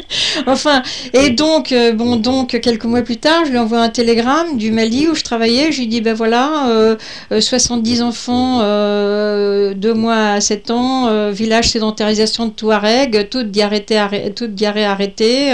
Alors ce Nobel, point d'interrogation. Mais après, il m'a expliqué. Il m'a dit, écoutez, ne travaillez pas sur le cancer, ne travaillez pas sur le sida, ne travaillez pas en pédiatrie, c'est chasse gardée. Alors si vous voulez, vous pouvez travailler en dermato, c'est encore libre pour le moment. C'est quand même hallucinant. C'est hallucinant. Alors donc c'est pour ça que c'est très difficile. Bon, en plus moi je travaille dans l'establishment quand même aussi de l'autre côté. Donc si vous voulez, faut pas oublier qu'un médecin, la première chose qu'il doit protéger, c'est pas ses patients, c'est lui-même. Donc c'est normal, je veux dire, bon, c'est humain. Non, mais c'est humain. C'est humain. Et malheureusement, il y a tellement d'argent qui est impliqué qu'on ne peut plus demander aux gens d'être objectifs, c'est impossible. Il y a trop d'argent, trop d'argent. Ça représente des sommes colossales. Si on pouvait tout à coup tous changer nos habitudes, ça ce serait la bonne Voilà, il révolution. faut qu'on change tous en même temps. Vous savez, c'est comme... Vous connaissez la blague? Non, j'ai pas le temps de raconter des blagues, on n'a plus le temps. Allez, il reste 4 minutes. Non, allez, une autre fois. Merci Viviane. En tout cas, merci beaucoup. Merci Viviane. Votre radio, ici et maintenant, fonctionne toute la journée? Oui, mais il y a un créneau horaire sur la bande FM, donc c'est 14h, 19h et 23h, 7h du matin. Merci beaucoup. Et ici maintenant.info sur internet 24h sur 24. Ici maintenant.info. Oui, tout à fait. D'accord. Au revoir. Merci beaucoup. Au revoir Viviane. Au revoir. Une question de Georges hors antenne. Dans l'idéal, jeûner combien de fois dans l'année? Ça dépend d'où on part, c'est-à-dire si on n'a jamais jeûné. D'abord, moi, ce que je vous dirais, si vous avez jamais jeûné, bon, soit vous prenez des bons bouquins, soit... Moi, pour mon premier jeûne, j'avais fait le choix d'aller dans une maison de jeûne, parce qu'être encadré pour un premier jeûne, c'est pas mal. Là, ils garantissaient en plus d'avoir un de mes collègues, d'avoir un médecin pour surveiller, donc c'est important, parce qu'il y a des trucs qui peuvent faire peur au début. Par exemple, quand on jeûne la première fois, et même souvent, quand on jeûne, on a le cœur qui s'accélère, parce que le métabolisme, c'est-à-dire votre corps, va fonctionner beaucoup plus fort, parce qu'il va se mettre à tout nettoyer justement. Et quand on fait du ménage, ça accélère le cœur. Donc c'est bien d'être surveillé la première fois. Puis après, quand vous saurez, vous aurez fait vos classes, après vous pouvez jeûner tout seul. Alors combien de temps? Moi j'estime que il faut au minimum, alors au strict minimum, 3 jours par an, mais plutôt, par exemple, parce que ce que faisaient nos ancêtres, plutôt jeûner par exemple à chaque changement de saison. Comme ça, 3 jours, 4 fois par an, ça serait parfait. Alors, en fait, moi, ce que je fais, c'est, d'ailleurs là, je sors de jeûne, c'est que sitôt que j'ai un problème de santé ou que ce soit, voilà, je jeûne, comme ça, c'est le corps qui s'en occupe. Moi, j'ai rien à faire. D'accord. Je rappelle donc Survivre en ville quand tout s'arrête, le titre du livre de Jade Allègre, médecin. Pour les éditions, vu que c'est auto-édité, vous le procurez sur le site de l'association de Jade. Il suffit de taper dans un moteur de recherche L'homme et l'argile et vous tombez dans les premiers cités de sites. Oh mon Dieu. T'en fais pas. C'est énorme. C'est-à-dire que l'association L'homme et l'argile distribue ce livre. Hein, donc c'est pour ça que quand vous allez sur le site, vous allez avoir un site connexe sur le livre avec les bons de commande et tout. Pour 10 €, et vous pouvez vous le procurer chez votre libraire en le commandant. Voilà, tout simplement. Je n'ai rien oublié. Je vous précise que vous commandez par le site, on vous fait cadeau des frais d'envoi. Jade, un grand merci pour cette merci émission. À toi Laurent, tes questions étaient formidables. Oh. Tu mets juste le doigt là où il faut. Bon. Tant mieux. Bon. Écoute, peut-être à une prochaine fois. Ok. Merci de m'avoir invité. Hein. Merci à toi d'être venu. Ouais. Donc voilà, je te souhaite une bonne fin d'après-midi et puis un bon week-end. Merci, toi aussi. Au revoir Jade. La suite de nos programmes, bien entendu, avec Paris Culture, 16h, 16h30, 16h30, 17h30.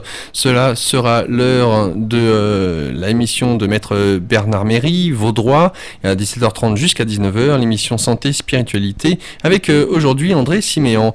Voici pour la suite des programmes, en attendant une respiration musicale.